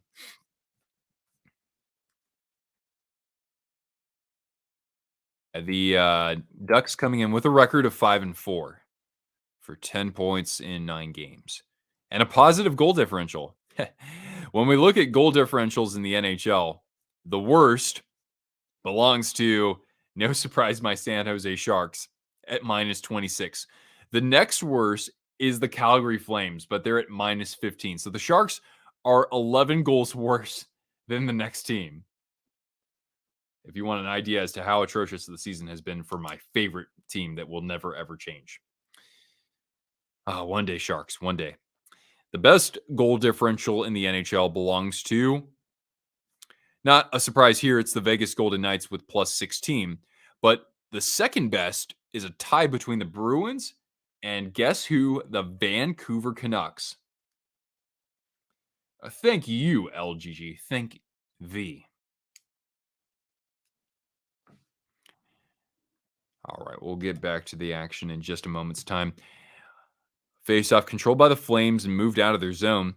Here's Mangiapane. Oh, maybe a chance there. Just couldn't quite get the puck free from a couple of sticks as he was streaking into the zone. But Huberdeau from behind the corner takes a shove, and Jonathan Huberdeau just doesn't have that same vision that he did when he played for the Panthers. Here he is again, just trying to get this cleared out of his zone. And taking a spill there was Lindholm. The Stars can regain the Calgary zone. And actually, we get a whistle. This could be a power play. Robbie, good evening. Let's go, Dallas. Let's go, Texas Rangers, that is. And yeah, is there a penalty on this play? I didn't see anybody going to the box. Hold tight here. By the way, isn't that crazy? Dorian was fired from the Senators. Just like that. I don't know. I was kind of puzzled by that. No penalty on the play, by the way. It must have just been like a high touch or something. All right. Regrouping is Mikhail Backlund. Just got back from the tour. You said it was Rogers in Toronto? That's cool. I've never been there. I've been to Toronto, but I was like 3 years old, so I don't remember. But I went to what I referred to as the Sky Dome back then. I went to a game there when I was just a wee lad. And the Blue Jays actually won the World Series that year. No, actually the Twins did, and then the Blue Jays won the next two. That's right. All right. Flames chipping this behind Ottinger, and he'll steer that to Hakanpää. And here comes Dodonov. Dodonov. The last goal for Dallas to put them ahead 3-2. 6:20 remaining in the second period. Here comes Kadri. He's got some speed. On the wing, he's also got Zari. He shoots and into the breadbasket of Ottinger. And we'll get another face-off.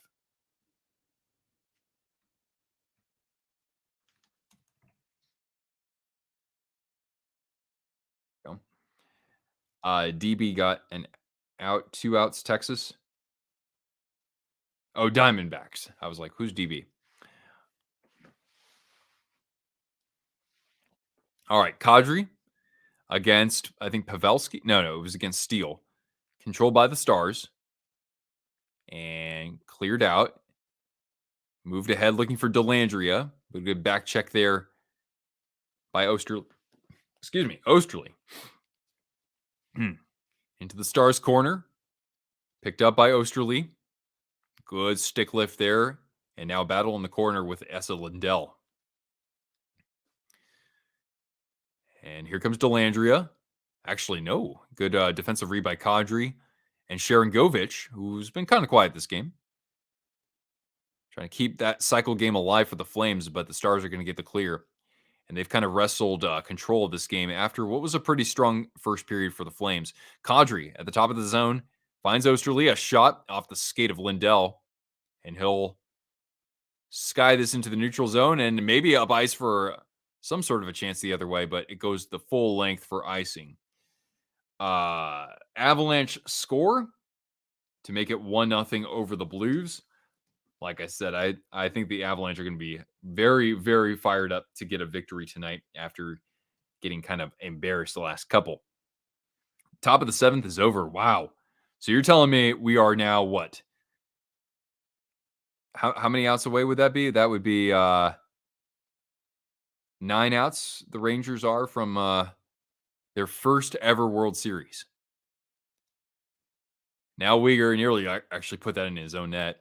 The Flames they kind of were out of sync there going into the zone, and the Stars will come the other way, but immediately intercepted again by the Calgary defense, and they'll regroup with Mangiapane, gaining the zone at the wall. That by Duchesne and tripped up there by Sagan, no call. And Suter up ice for Duchesne, battling against Lindholm. And Lindholm just looking for a teammate behind the net. In the corner and now sent to the half boards and speared by Huberdeau. Can't quite get the clear there, though. Yeah, John, I know. At least this is just game 5, right? And not game 6. That was one of the craziest World Series of all time. The Cardinals and Rangers back in 2011.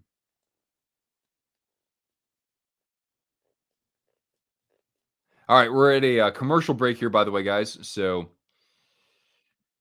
just a few minutes left in this here second period. Who got that first goal for the Avs, by the way? Did anybody figure out who got on the board there? I can look it up too. That's fine. That first Avalanche goal coming from, I'm just gonna guess randomly. What about Ryan Johansson? Ross Colton. Okay, so another new player. Ross Colton, his second of the year, first assist of the year from Miles Wood, and also getting a point there is the one and only Mikko Rantanen, as the Avs have a 1-0 lead about halfway through that first period. Uh, Sportsnet broadcast still looks like poop. The fourth season of On Ice ads, really? For some reason, I thought it was only like the second or the third. I don't know. I don't really pay attention to things all that much, though. It's a wonder that I can even somewhat keep up with one of these games.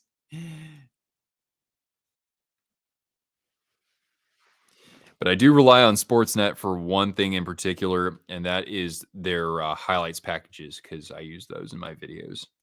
God bless them for that. They don't put ads on their videos on YouTube too, or at least not in the States. So that's very relieving for me. So again, that Avalanche goal coming off the stick of Ross Colton. They are silly ads. What do you think is worse, guys? Ads on the boards or ads, well, like digital uh board ads, or ads on the jerseys? Nick, what's up, man? Hello, hello. I was thinking about you just a little while ago because, of course, I created a new members stream. We're going to be ranking away uniforms on Friday, 7 o'clock your time. So bring your dinner with you if you so care. All right, turned over in the neutral zone to Mangiapane, but it pops loose from him, and the Flames have to touch up here or else they'll be offside. Ads on the okay, so Nick says ads on the jerseys, and Riley says ads on the boards. I'd rather have ads on the boards. I'm a purist when it comes to jerseys, but I can understand. Oh, actually, Mangiapane's going to the box here, and it will be a Stars power play, and a good chance for them after Heiskanen was completely upended by 88 in red. And so we'll get to a Stars power play. Again, they came into this game just 9.5% on the man advantage. Yeah, right. Soccer ads have been on those jerseys forever now. All right. Face-off controlled by the Flames, and Tanev not able to get it clear, knocked down by Johnston. Good heads-up play. And now Sagan from the corner. Behind the net for Dodonov. Again, the go-ahead goal for the Stars. Tanev able to poke this over to Backlund, but not clear. Heiskanen. The back pass over to Johnston. And now Duchesne from the top of the zone. Work down low. And a good poke check by Lindholm. But still alive for Duchesne. A shot. And gets blocked in front from the dot. Tanev trying to shake something loose here. And Duchesne from behind the net. He'll fire it over to Sagan. Heiskanen. And back to Sagan. Nope. Down low. Duchesne. In the slot. And just wide of the net. Good shot there from Wyatt Johnston as he was looking for another one. He's got one tonight. Actually, no, he does not. I'm sorry. Dodonov. And over to Heiskanen at the point. Now to the other dot. A shot. And might have trickled off or glanced off of somebody. It's still alive, though. Johnston. He's got it back to Sagan. The Flames are desperate for a clear here. And a loose puck, fortunately, allows Calgary to change up with 40 left on the power play. So good zone time for the Stars. And here they come again with Pavelski. A shot, and Markstrom able to fight that off, but he had to scramble and cover up there, going full turtle mode to corral that puck. Looks like the NHL and Players Association are in talks about making neck protection a must. Boy. Yeah, that was awful. What happened, man?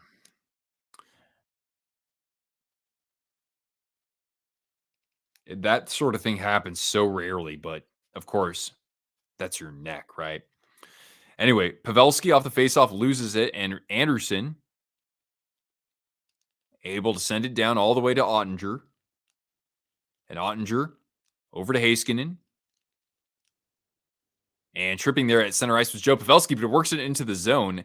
but a loose puck is scooped up by, well, actually, we get a whistle. It must have been an offside to the Stars here. 2:15 left in the period and 18 seconds left on the Dallas power play.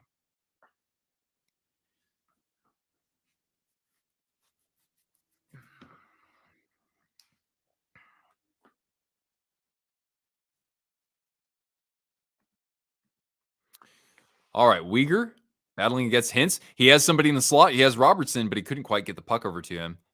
And off the loose puck, Backlund will skate the other way. Mikhail Backlund, a shot just wide of the crease.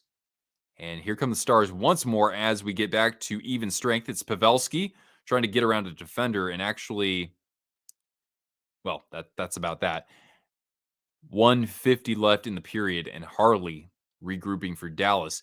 On the wing for Steele to the net, around the net, and now Kadri gaining the Dallas zone, spins away from a defender, was able to kind of pirouette and get the puck over. Oh, in the slot, and a denial there by Ottinger off of, I think that was Zari. Now Kadri at the point, a shot goes wide, and now Craig Smith over to Steele. Into the corner, Marchment. And a loose puck is corralled by the Calgary defense. Rasmus Anderson now, the big Swede, looking for the wing there, but a loose puck off a stick check and into the glove of Ottinger for the cover-up as we get down to 1:05 remaining.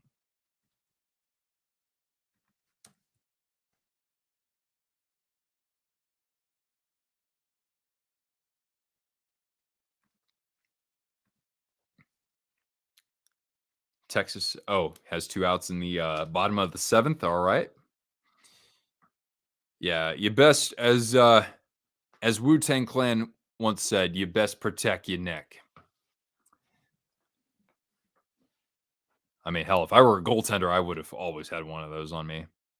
I can't imagine that as a goalie. That would be the absolute worst. Ducks take the lead off of a twisted wrister from Troy Terry from the middle of the right faceoff circle. All right, a shot here from Mangiapane that ramped off a stick. It's still alive, and here comes Wyatt Johnston working it ahead for Dodonov, but a good back check by somebody in a red jersey. And Mangiapane off the turnover, draws a couple defenders, sends it out to the point, to the other point from Tanev to Hanifin, a shot, and right at the edge of his crease to collect that shot is Jake Ottinger with 30 seconds left. Habs score on the power play. Neck guard shirt. Oh, there's a shirt that has neck protection? I don't actually play hockey for anybody who doesn't know, so I don't know. I don't really know much about that. That is the 22nd shot from the Flames, by the way. The Stars have 24. So a small advantage. Sharangovich wide, and Ottinger's just going to cover this up off of the carom. It's made by Bauer. Okay. Well, then I would assume it's probably has been tested a fair bit. Hi, Cortana.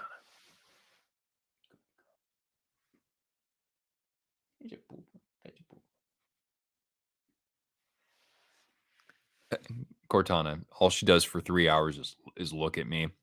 She's like, I just got to wait until that next treat. I'll give you one, girl. Okay. Maybe one more chance here for Sagan. A cross ice pass that goes through the air and off a couple sticks, and a chance in front. They score. Mason Marchment joins the scoring frenzy. And man, that is a kick to the nuts if you're a Flames fan. Mason Marchment gets on the board. But how that pass even reached Duchesne, I have no idea. And Marchment, just no sticks in that passing lane as he was able to just shovel that through the pads of Markstrom. Or did that go 5-hole? Yeah. Boy. Some porous defense from the Calgary Flames. And yeah, they've had a hard time keeping the puck out of their net. They came into this game 28th in goals against. And actually, it's even worse at 5-on-5. Seeing the World Series patch being so small. Oh, really? It's on the chest? Interesting. Uh, yeah, final seconds of this period. Sent toward Ottinger. He's going to glove this one off the stick of Hunt. Yeah, I mean, the Flames came out well. They were tied up at one apiece heading into the locker room for first intermission. But yeah, man, Dallas has just been quite a force to be reckoned with here in the second period. And you gotta really dig down deep if you're the Flames. By the way, I didn't update my score, but I'll do that right now. All right, final 5 seconds. We get a face off in the Dallas zone, and Backlund and on the stick of Duchesne. The horn sounds, and as we skate into the locker room for the second intermission, it's the Stars with goals that period from Jason. Well, first of all, Andrew Mangiapane had put the Flames up 2-1 with a beautiful bar down shot. And then answering back was Jason Robertson, just his second of the season. And the Stars just a little bit more polish in their game as Dodonov scores the go-ahead goal. And then Mason Marchment in the final minute with, I think that actually might put this one out of reach, frankly. But anyway, I'll be right back, guys. I'm just going to take a quick little break here to grab a stick of jerky. And just hold on here. I'll put Cortana on the screen.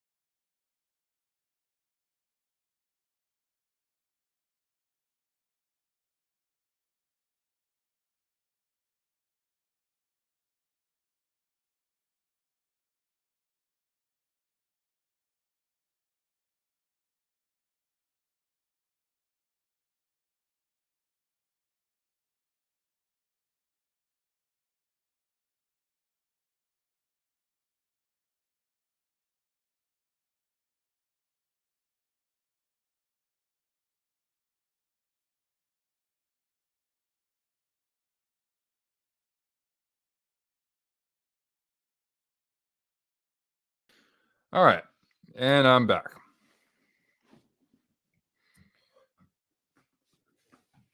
Hmm. So yeah, we already saw the Buffalo Sabres go to 5-5 on the season with a 5-2 victory over the Philadelphia Flyers, who are now starting to look more like the Flyers. You're going to another one. Who do the Hawks play, Nick? Yeah, a lot of folks here have in our streams have been going to games this year already. That's pretty rad. And yeah, like I said, more toward the beginning of my stream, I will be at the Sharks game against the Oilers on December 28th, most likely. Panthers and Devils. Ooh, that's fun. Yeah, I'd like to see the Devils one of these days. I haven't been to a game against the Devils in like forever.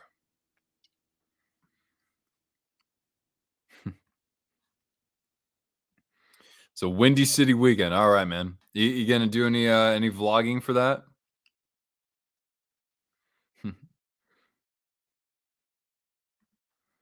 So yeah, the Avs have goals from Ross Colton, his second of the year, and Mikko Rantanen, number 6.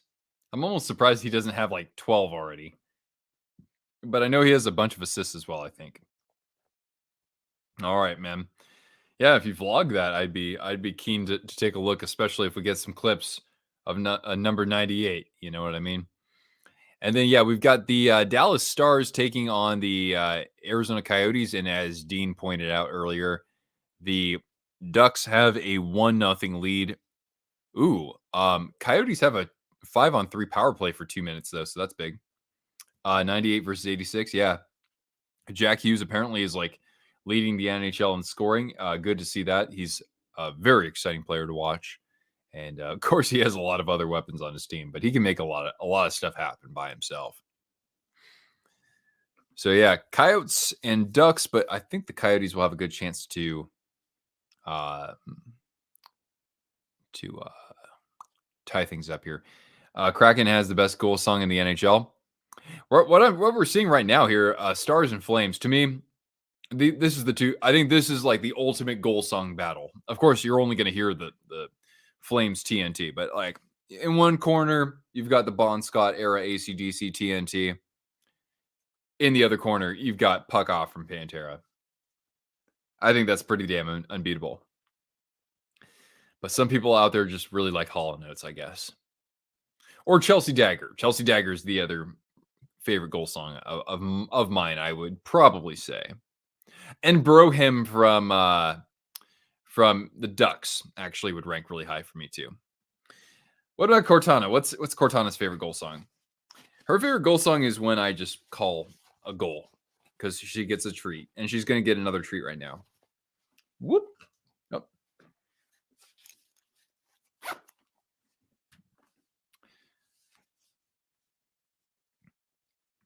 All right, man.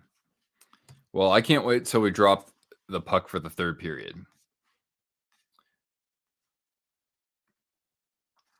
You'll probably wear a 2019 Winter Classic jersey on Sunday versus the Devils. Well played. And maybe make a sign saying you stole this from us. Well, it looks like the Coyotes couldn't score on the 5-on-3, but they still have a power play for a little while. Let's take a look here. Let's have some fun. We're trying to kill off some time, right, guys? I'll pull up my screen in just a moment. Let's see here. Let's take a look at the standings right now. Right? It's never too early to look at the standings, right, guys? So I'll do this. Boom, boom. I like to do points percentage because I think that's a more accurate reflection. All right, in the Atlantic, I know we're only 3 weeks into the season, but who would have thought that the Montreal Canadiens would be second in points percentage in their division? How are they? They're 5-2-2. I saw them play the Blackhawks, and they had a good game. Absolutely, it was a fairly convincing win, but I got to see them against some superior competition. 5-2-2. The Boston Bruins. I remember our channel said that they wouldn't make the playoffs. I had them in as a wild card, I think. But yeah, I was like, yeah, you can't give up on the Bruins just yet, even though they like lost like everybody except for Pasta and Marchand and McAvoy and Lindholm, and they're really good goaltending. So yeah, they're still a pretty good team. The Lightning are in fourth without Vasilevsky. Hey, I said that. I said they were going to find a way to do this. They'll outscore their problems. Breakout trick or treating kids dumped a whole bowl of candy in their bags. Yeah, I like that team. They're pretty entertaining. Red Wings are now in third. They're 6-3-1. I mean, they're still off to a really good start, especially with how many goals they're scoring. Lightning are in fourth. Maple Leafs are in fifth at 5-3-1. You know, the difference between them and second place, though, is a single point. So really, right? And then you have the Panthers in sixth at 4-3-1. Look at that. The Panthers have scored the fewest goals in that division, which is not the most surprising. I'm surprised that Montreal's ahead of them. But yeah, they're playing really well defensively, even though they're without Ekblad and Montour. Right? Those guys are still out, aren't they? And then bringing up the rear are the Sabres, although they've looked better recently. Terry getting another one. Wow. We're on Troy Terry hat trick watch here on Twister Brister Hockey. And the Ottawa Senators, they fired Pierre Dorian today. I'm kind of surprised to see them doing it right now, but because like what else are they going to do to the roster? You know? But they just have been taking too long to get out of this rebuild. even though it's been a very tough division so far. Look at that. Everybody is 500 or better in the Atlantic. I'm not too surprised to see that, except for the Canadians. But again, just, 1/8 or 1/7 into the season or whatever it is. All right. On to the Metropolitan Division. The Rangers under Peter Laviolette. I wasn't so sure about hiring him per se. I just didn't like the way that the bottom six looked for that team. But look at that. I mean, when your goaltenders are as good as they are, or at least Shesterkin, defensively, they've got a great core of players too who can play well in their own zone. But yeah, they've only given up 18 goals so far in 9 games. The Devils coming in at second, and looks like for them, you could say that they've been outscoring their problems if you just want to look at goals scored versus surrendered. But no surprise that they're, a top three team. Islanders at 4-2-2. That's good for them. But again, goal scoring, not particularly strong for that team. Montour and Ekblad are out until Christmas. Damn. Montour should just change his name to Monster because he was so good last year. The Blackhawks have had only 2 home games. Really? What, Cortana? Can you wait? Can you wait just a couple minutes? In fourth are the Carolina Hurricanes, who've given up 3.7 goals a game. I would have thought that 10 games through the year, they would have surrendered a total of 3.7 goals. That's how good their defense has been. But yeah, they've won their last couple games and they've surrendered 2 goals, I think, in each of those games. Or no. I think it's been 2 goals and then they shut out the Sharks, which, that's a cakewalk. But even so, to see them kind of start to get things back on the right track, I do like to see that. The Capitals have looked good in their last couple games. They've won their last 3. If I was a duck, I would have yellow feathers. That is the most unexpected thing I've ever seen in the chat, but all right. That's cool. That's cool. Oh wow. Bases juiced and 2 outs in the top of the 8th. How about that? He destroyed the team that what would that be, Robbie? Is that Brian Murray? I'm not as well versed on the Senators as I should be, honestly. Because I'd say this, I think this is a fair statement. I've probably followed the Senators the least ever since I created this channel. They're one of those teams. Them, the Jackets, they've been in the playoffs a little bit in the time I've had this channel. And the Jets, actually, nah, I followed the Jets okay. But anyway, is Ovi scoring goals now? I don't know how many he has. I think he only has 2 right now. Philly in 6th, no surprise. Columbus in 7th, not too surprised. But damn, look at that. The worst team so far in the Eastern Conference is a team that I expected to be a lot better, and that's the Penguins. I am pretty stunned about that, honestly. All right. Now in this division here, actually the Stars came in first place, and they're going to probably hang on to this if we look at points percentage. Pardon. Look at the Winnipeg Jets. They're holding down 3rd place right now. But yeah, I see a lot of kind of mediocrity after those top 2 seeds. The Wild, only 3-4-2 so far, as they've really fallen back down to earth, allowing, God, 4 goals per game. Over 4 goals per game allowed by the Wild, who had a great system last year under Evison and what's his name? Philip Gustafsson. He's looking more like the Gustafsson who played for the Senators, I would think. And the Hawks are where the Hawks should probably be. And the big surprise in the Pacific, of course, the Canucks so far. The Ducks off to a good start. And yeah, Seattle, Edmonton, Calgary. I expected more from these teams, especially the Oilers.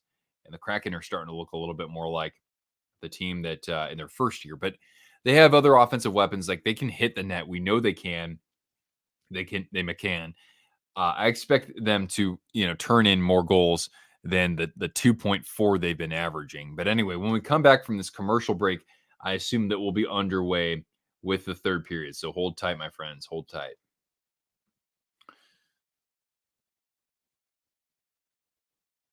Kraus makes it 2-1. The Sheriff, Lawson Kraus.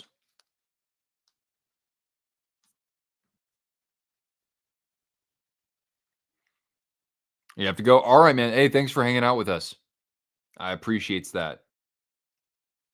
Have a good evening, and we'll see you around for another game soon enough. Reichel's going back to wing. Oh yeah, you had said that you wanted to keep him there instead of having him play center. You know who's off to another really slow start is Slavkovsky. I think he only has like 1 point or two. Yeah, Riley, that was very surprising. And legendary Indiana basketball coach Bob Knight just passed away too. He was a lot older, of course, but even so, what I didn't even know he was battling like a sort of health issue.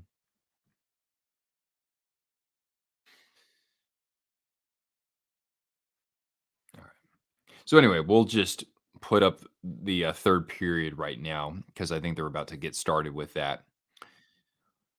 And we'll see if the Flames can crawl themselves out of this hole. I don't know why the hell I decided to pick them to go to the playoffs and not the Canucks. I didn't think Vancouver would be this good, but I figured they would challenge for a spot. But again, still pretty early in the season, right? It's when we get to like right Thanksgiving where you get a good indication of who's going to make the playoffs. Oh, he hasn't registered a point just yet. Wow. Okay. Then yeah, giving him either a new line or maybe you know moving him to wing, like you said.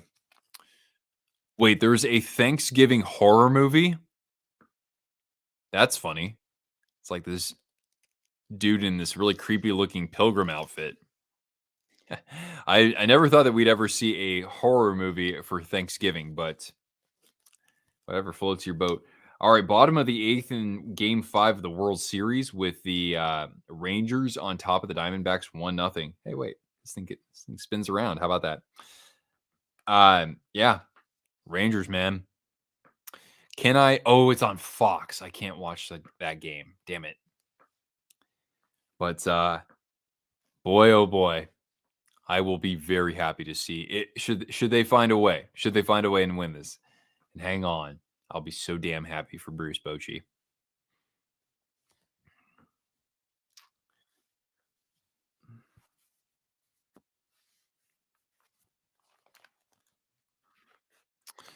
All right, we're gonna get started with the third period.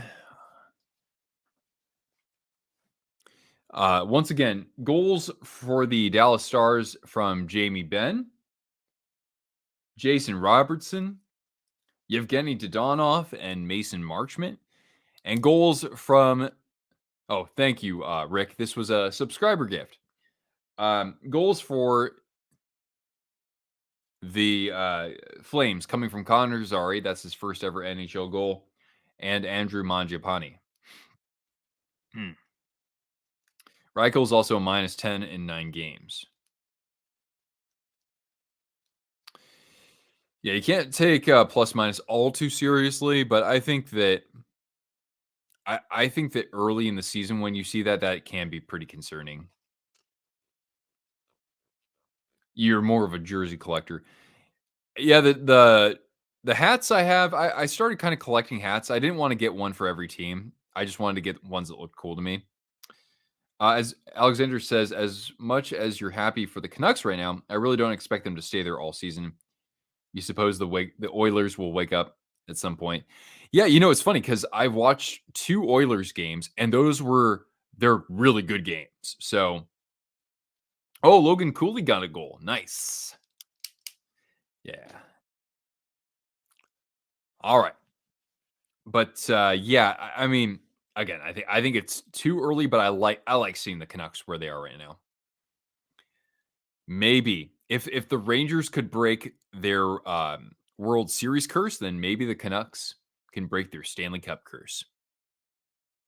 And then maybe the Lions would break their just curse from the last several decades and win a Super Bowl. All right. Here we go. Start of the third period. All right. Dump down to Ottinger. And now Suter trying to send that up the wall. Collected by Huberto as he circles back. Knocked into the Dallas Stars zone by Elias Lindholm. And Suter looking up ice for Hintz, but intercepted by Anderson, battling against Pavelski. Kind of a quiet night so far for Pavelski. And now Hannafin will regroup as both teams change up. Now Kadri into the Dallas zone, a shot off the glove of Ottinger, and Harley gets it cleared to the other 55. That's Noah Hannafin. And Zari at center ice to Sharon Govich. Back to Zari. And here's off a broken place. Sharon Govich almost had a good chance in front of Ottinger. And Zari scooping up the loose change off of Jamie Benn. He'll come the other way. Jamie Benn a shot and wide of Markstrom as he was looking for his second goal of the night. Kadri gets tripped up, and we'll get a Calgary Flames power play on a tripping call to, I thought it was Yanni Hakanpää, but it's Yevgeny Dodonov.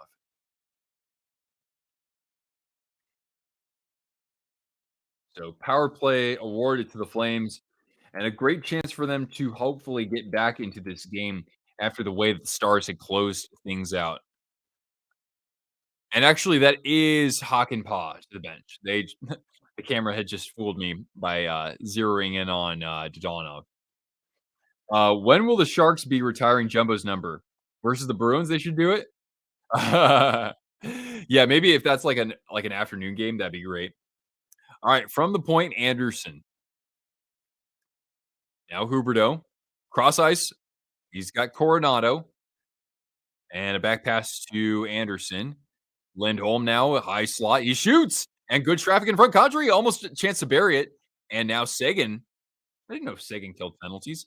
He slaps it down the ice. And the first 30 seconds have elapsed. But yeah, if they retired Jumbo's number, it should be against the Bruins or against the Kings. Now Coronado. And it's a chance in front and a loose puck that they couldn't quite corral. And now here's Steele. Backhands it out of the zone. Maybe a chance for Dellandrea. He runs into whoever was back there for Calgary, but a chance in front for Steele. He shoots a pad save. Markstrom off the short-handed bid from Sam Steele. Now Huberdeau. Cross ice. Lindholm. And Suter with a nice read. Can't quite get that cleared. Under a minute left in the power play. Now Uyghur into the dot. He shoots. He scores! Another top shelf beauty, this time from Mackenzie Uyghur. And the Flames strike on the power play against the league's second best penalty kill. And it's now 4-3 in favor of Dallas. What an interesting sequence that was. I thought the Stars had one shorthanded.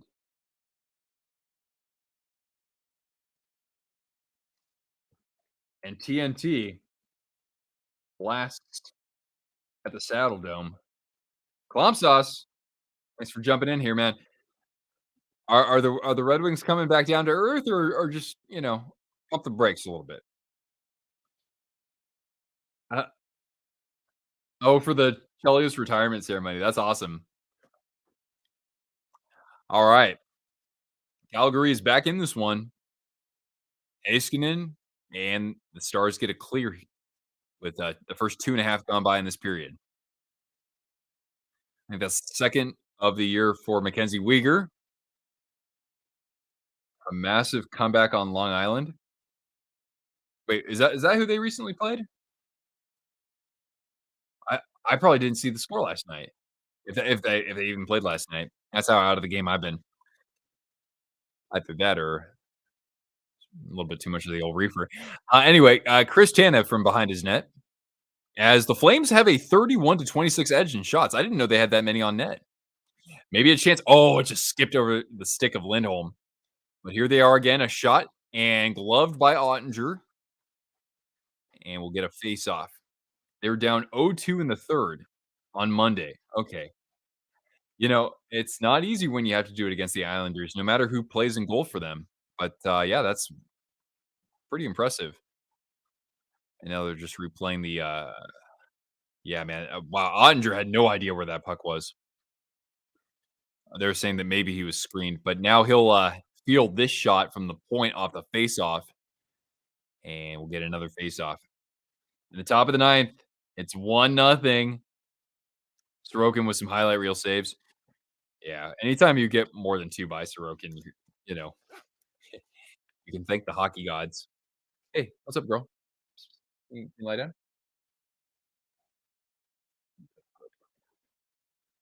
"Good girl." Alright. Were they just was the broadcast just talking about maybe a Hall of Fame career for Joe Pavelski? I hope so. If he gets the Stanley Cup, I know I say this all the time, but if the Stars win a Stanley Cup this year, if, then Joe Pavelski goes to the Hockey Hall of Fame. Mangiapane, battling against Lundqvist behind the Dallas net, and now an empty, or a loose puck that Lindholm comes up with. He gets out to the point of Uyghur, a shot, rebound, and Ottinger just dodged a bullet, but the Stars have iced the puck here. It's time to put down the razor for a month. Oh, yeah, shoot. Dang it. I actually trimmed my mustache today, so I have already kind of violated No Shave November, but the beard just stays strong. The beard definitely stays strong. It's almost as long as it typically gets. Then it kinda stops growing, but I'm gonna see if we can go past that. Yeah, I had to clean up just a little bit today. Hey,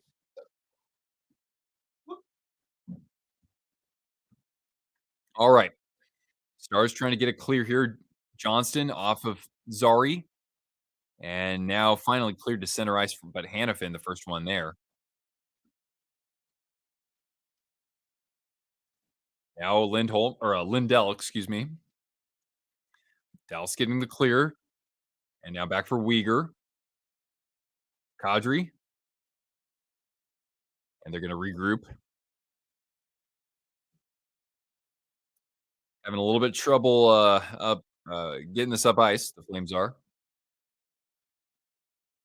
And now Zari, center ice, dumped down into the Dallas corner. Chasing down the puck is Hakanpää, and now Thomas Harley, a big defenseman. Here he comes, Thomas Harley. He's got some good wheels for a guy that frame.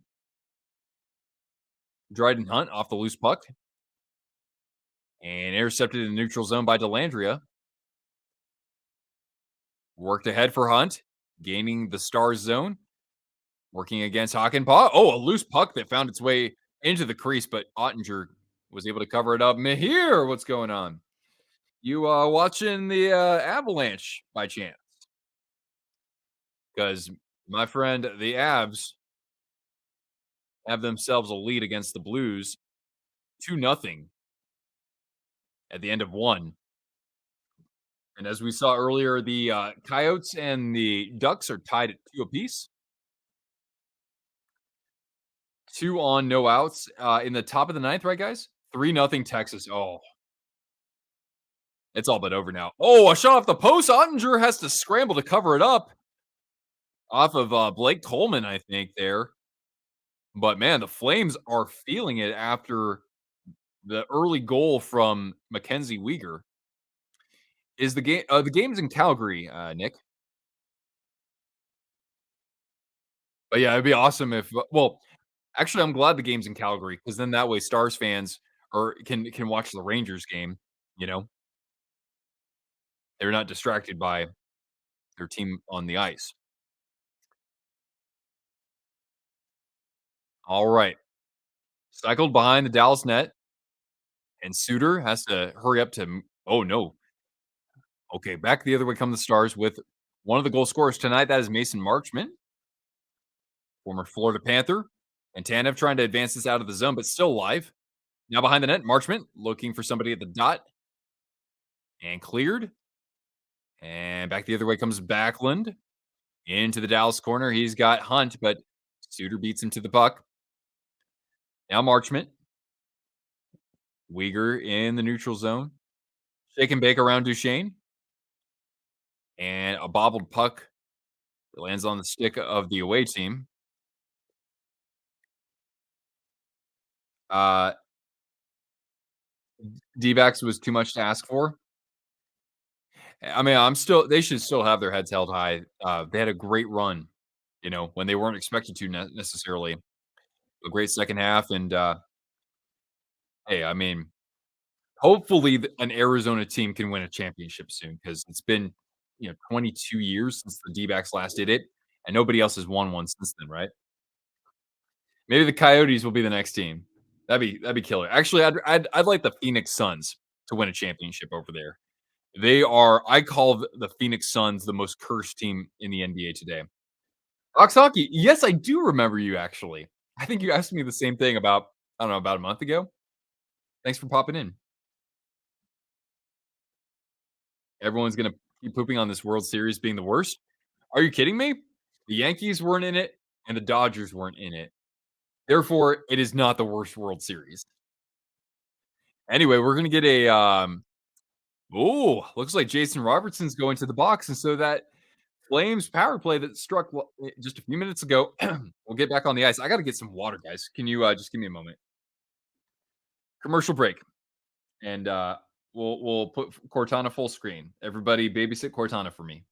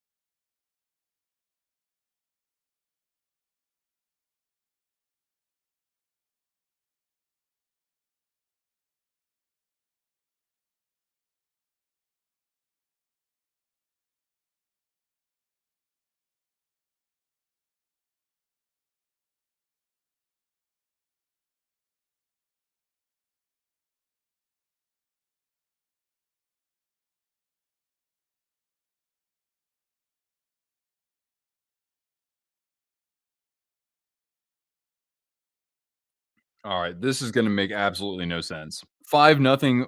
Wow.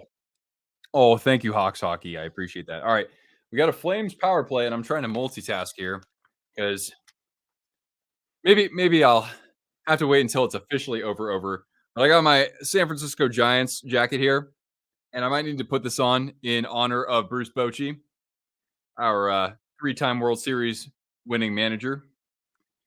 Yeah, that's what it seems like, Justin, huh? Justin, you remember my curse teams video? I think I've reversed the curse for the Rangers. All right, Anderson. Oh, the dot. Coronado just wide. Huberto. And down low for Kadri. Back to Huby. A shot and gloved by Ottinger, or at least off his glove. Play goes on. And now a battle behind the net. Huberto, Ben able to get that clear, but we get a puck into the bench. So we'll get a whistle here with 134 left on the power play. Bruce Bochy would only be the fourth manager to win 4 World Series. Wow. Unreal. All right, why not?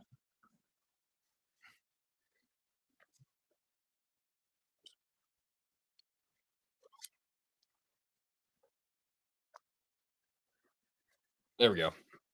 All right. Back to the point for Anderson. Huberto trying to work it down low for gets out in front for Lindholm, but the pass went through his leg, I think, and it gets cleared down. Markstrom.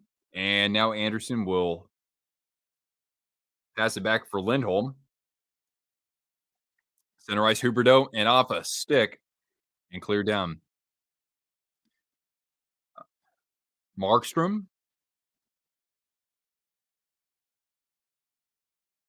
Now Huberto with some speed. Looking for Kadri on the wing, but again, a bad pass from Huberto. I think that's 2. Yeah. And the fans are actually booing right now.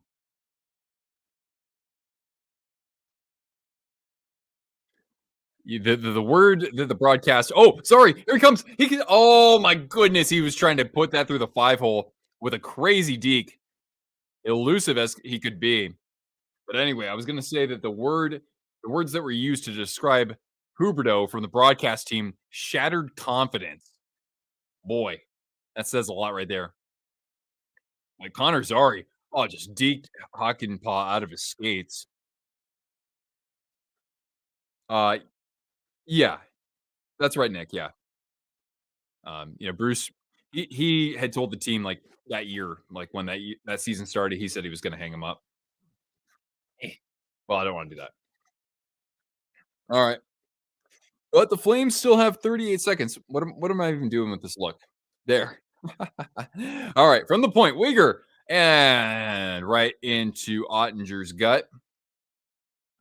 3 outs away. The Rangers are awesome.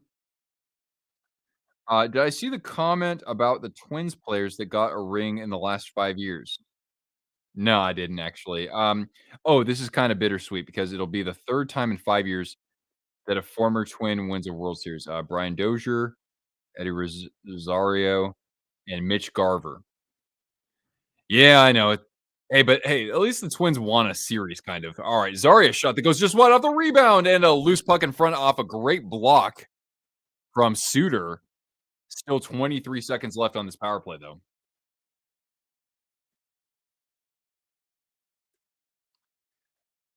And the tech. Oh, chance. A little premature there.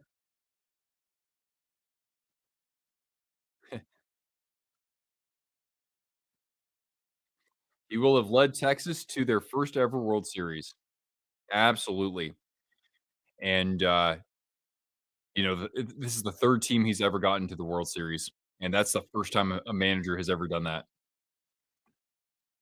All right.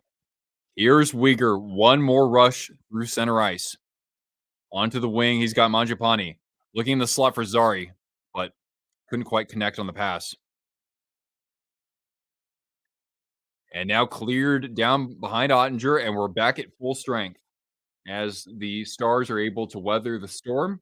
Oh, wait, I didn't even have it as a power play. Damn it. Here, did 11:10 left here in regulation. A shot from the point and wide off the stick of Gilbert.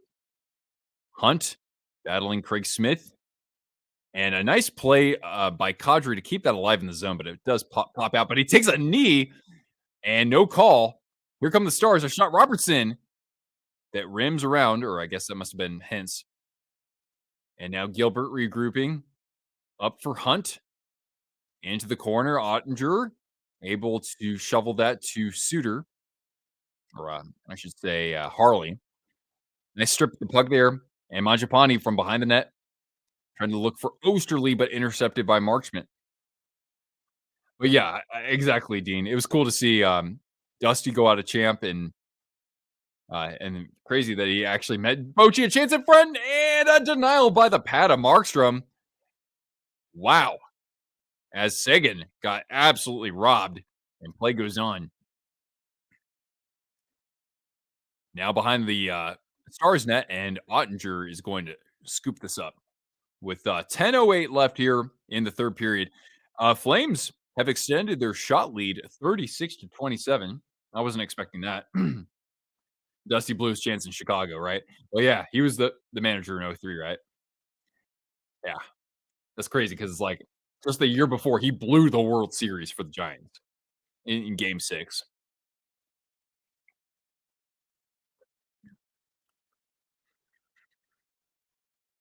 That's why we got Bochy, man, because Bochy knew exactly what to do with his bullpen. All right, Coleman in the circle, loses it to Ben. Still alive in the star zone. Haskinen checking off Backlund. And now Suter playing it along for Dodonov. And a pass that just is a little too far ahead of, I think, Haskinen. And the Flames are able to get it out of their zone, but a loose puck is scooped up by Suter. 2 outs away. Here we go. And now Mikhail Backlund. And Dryden Hunt has a little trouble getting that through the neutral zone. But here come the Flames. Nope. Good strip of the puck and over to Sam Steele. Steele into the corner of the Flames zone. Back to the point, and behind the net, Delandria pursuing, battling against Anderson, Backlund, and now here's Uyghur into the neutral zone for Hunt. Pops it into the neutral zone. Here's Sharangovich working against Lindell. Couple of big bodies and good support there from Steele. One out away. I love it. I love it. And a puck that goes out of the star zone. And retrieving it is Rasmus Anderson. Now Nils Lundqvist evading the pressure into the neutral zone for Craig Smith. Hints. Here he comes. The drop pass. The shot. And wide of the pad of Markstrom. Working ahead is Kadri to Connor Zari. Getting around Harley, but good support from Hockenbach. Funnels out to the point, and a shot that went really wide and into the boards. And here comes Lindholm trying to fish that away from Robertson. And now Huberto runs into somebody there in white. I think it was Harley. Maybe a chance in front. Here he comes Lindholm and stripped there by Robertson. Got a little tied up. And the Stars can clear this out with 8 minutes left in regulation.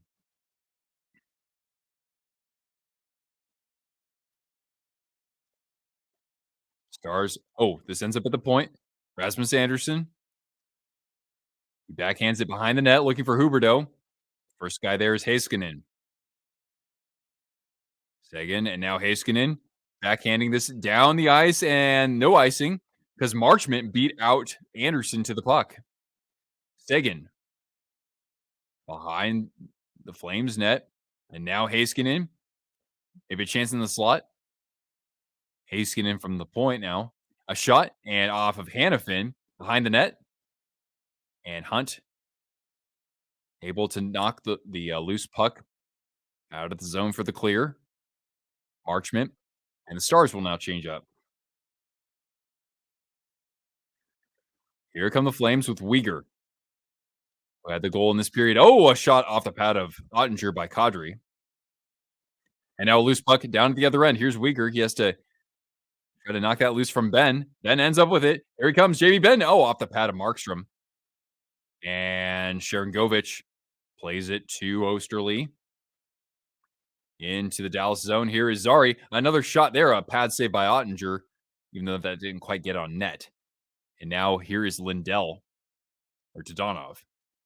Markstrom playing this from behind his net. Down to 6:30 left in regulation. Zari and not good communication there with his teammate as Robertson now has it.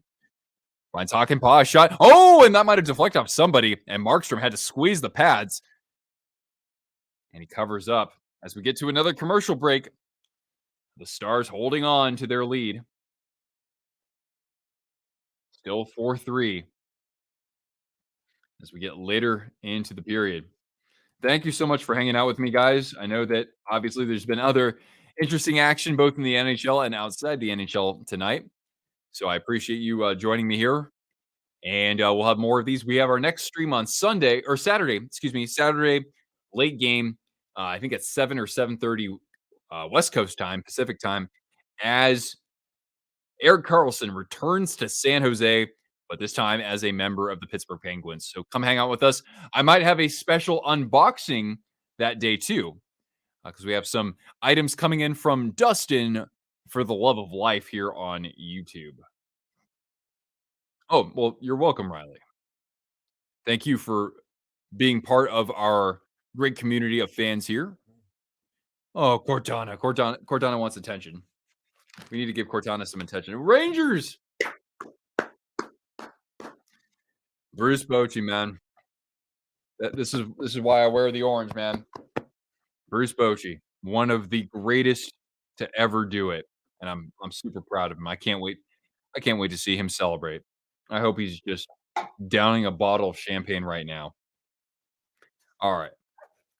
Let's give Cortana. How about a couple treats for Bruce Bochy?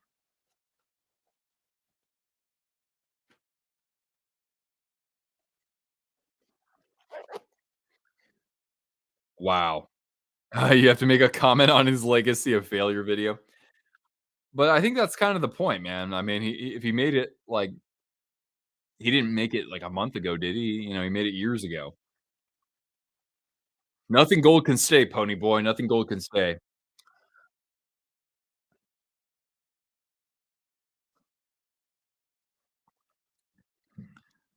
All right. So will Dallas fans get two for the price of one tonight with the Rangers winning the World Series? Actually, they probably don't even give a crap about this game.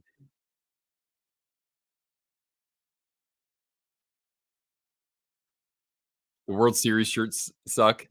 Well, it always sucks because they're always gray, right? Because that's like a neutral color. But hey, man. Oh, maybe a chance up ahead for Blake Coleman.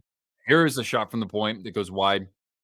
Robertson collects the rebound or collects the loose puck into the neutral zone for Pavelski. He falls to his knee there, but he's able to advance it a little bit further, and the Stars can change up if they want. Down to 5:35 left in regulation. Yep, that's a fact, Nick. If only it was 47 Brand, huh? Oh, maybe a chance behind the net and denied on the wraparound was Huberdeau. Not to be confused with the reach around. And Lindholm just advancing that deep behind the Dallas net. Lindell and into the neutral zone for Delandria. Down to Markstrom. He had to evade a charging star forechecker. And now into the star zone comes Sharon Govich. Zari, he shoots off of Ottinger and he corrals the rebound and covers up with 4:50 remaining. The 41st shot on goal placed by the Calgary Flames. Connor Zari has thrown several to the net himself. So we'll go to one more commercial break and we'll see if the Stars can hang on or if the Flames can keep up the pressure.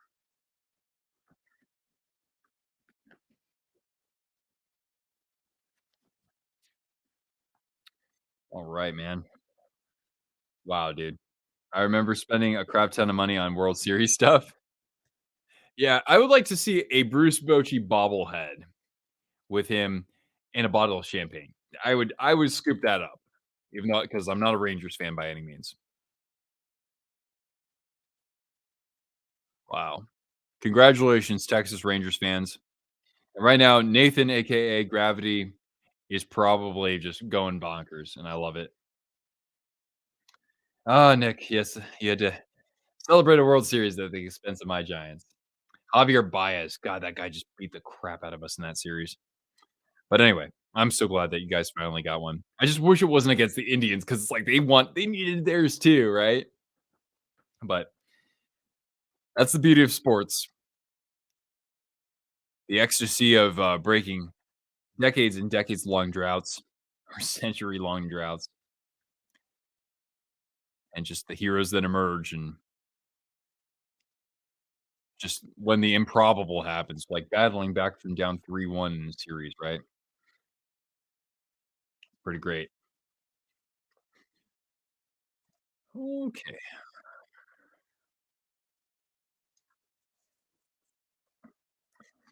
Yeah, Uyghur. That was a beautiful shot he had. Oh, Uyghur's goal actually went off of Essa Lindell and ended up at the, top of the net there for the goal. Flames power play. Oh, are they getting one? I mean, I know I'm usually a little bit behind on the broadcast if I'm watching it through, ESPN, streaming it, but, let's take a look here. Is that what we're gonna see? Yeah, you're right. The Flames have a power play. So here we go. Another good chance for them.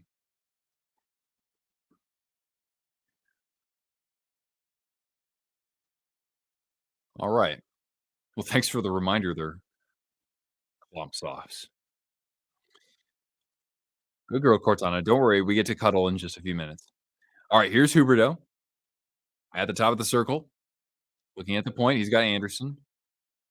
And now back to Hubie. Oh, and a one timer that goes a little wide of the net off of Anderson. and cleared by the Stars. And Anderson will have to retrieve this. And a good read there at the top of the zone by the Stars penalty kill. They'll get another clear. And the first minute of this power play is now gone. Yeah, they were just talking about would the Flames consider actually pulling Markstrom as well? But here's Backlund over to Uyghur, Hannafin back to Uyghur, and now to the other side. Rosario, a chance maybe down low, and good defense there. Zari back to Manjapani, Uyghur, one timer, and wide of the net. Zari couldn't quite keep that alive, but Uyghur, a great keep. And now back to Zari. Oh, he shoots at a weird angle. Might have glanced off Ottinger. And now worked behind the net. Flames having some good zone time here. 25 left in the penalty. They'll have to retrieve this one because the Stars get the clear. Now Uyghur. He's got Kadri. And here he is from the half wall looking at Coleman. Hannafin trying to cycle this down low for Hunt. Coleman and one that went a little bit wide. Now we're back to full strength. Here's Dryden Hunt. And maybe pretty soon we'll see Markstrom come out of the net. Still alive in the Dallas zone. Anderson. Oh, and somebody got upended there. It was Coleman, but no call. And now Craig Smith as Dallas changes up. Wow, the Flames already have 20 shots on goal in this period. They have 44 in this game. And Ottinger is making it look kind of easy. And now Manjapani almost was able to receive that stretch pass, but it goes all the way down for icing with 2:11 left. Man, you went to the parade for that. That's incredible. Your teacher let you sleep during class the day after you won the World Series? That's awesome. All right, final couple of minutes here. Can the Flames find a way to tie this up? They'll probably have to empty their net. So, shot from the point there for the Stars. Oh, and one that went just wide of Markstrom off of maybe it was Hintz there. Or Robertson, one of those guys. But here's Robertson, another shot over the net, and Huberto the first one there. Oh wow, you went to all those Stanley Cup parades? That's incredible, man. Oh, one day I'll hopefully go to one. Better be for my favorite team too. All right. Hannafin in the neutral zone down to 140. Can they get this deep to get Markstrom out of the net?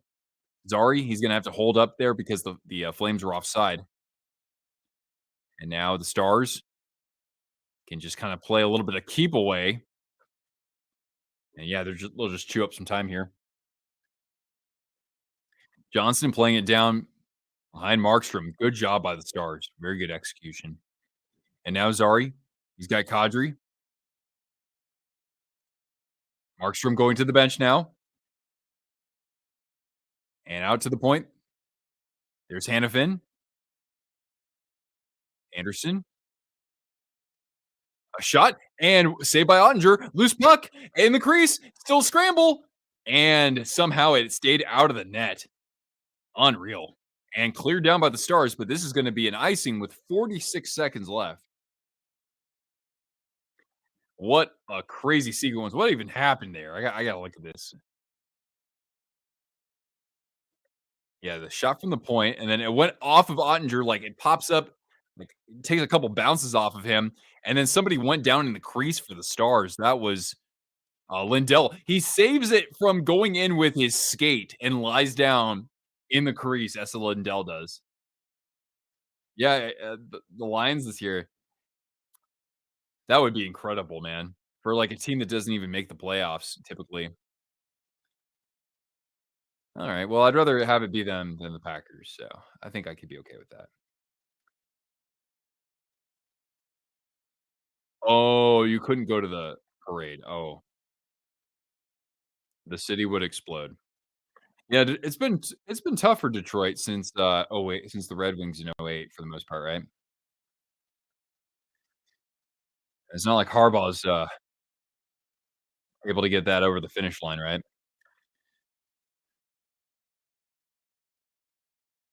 All right, guys. 46.1 seconds left. Lindholm versus Ben in the star zone. The net is emptied. Don't worry, Cortana. We're almost done. The faceoff won by the Stars. Lindell immediately pressured by Zari. There's a scrum behind the boards or behind the net. Get out to the point. There's Anderson. Cycles it down low. Zari has been very active in this period. Now Uyghur over to the other circle. Uyghur, one timer. And wide of the net. Lindholm off the rebound. And tied up by Lindell and covered up by Ottinger. Cortana's happy. Tigers had a few years there. Yeah. With like the best, I mean, shoot, the best all around hitter maybe in my lifetime in Miguel Cabrera. I mean, like, I would say that like the only other guy I can think of that was quite at that level before like Mike Trout was probably Pujols, but he was more of a power hitter. And of course, there was Tony Gwynn, like, years before him, late great. Oh, Mangiapane trying to bat it out of the air, charging at the net, and Uyghur's gotta have to jump into the play there to keep things alive. Looking for somebody out in front there was, I think, Lindholm, and the Stars are able to get this cleared, and they'll even get a chance at the empty net, but Uyghur was able to knock it away from them. And the Calgary Flames, saved by Ottinger at the very last second, but the Flames have dropped to 2-7-1. But they came back in the third period. They looked stronger, but the Stars that second period, they were just too much, just too damn much as they struck for 3 goals in the second period. The final tonight in Calgary, 4-3 Stars. Goals from for Calgary, Zari, Mangiapane, and Uyghur.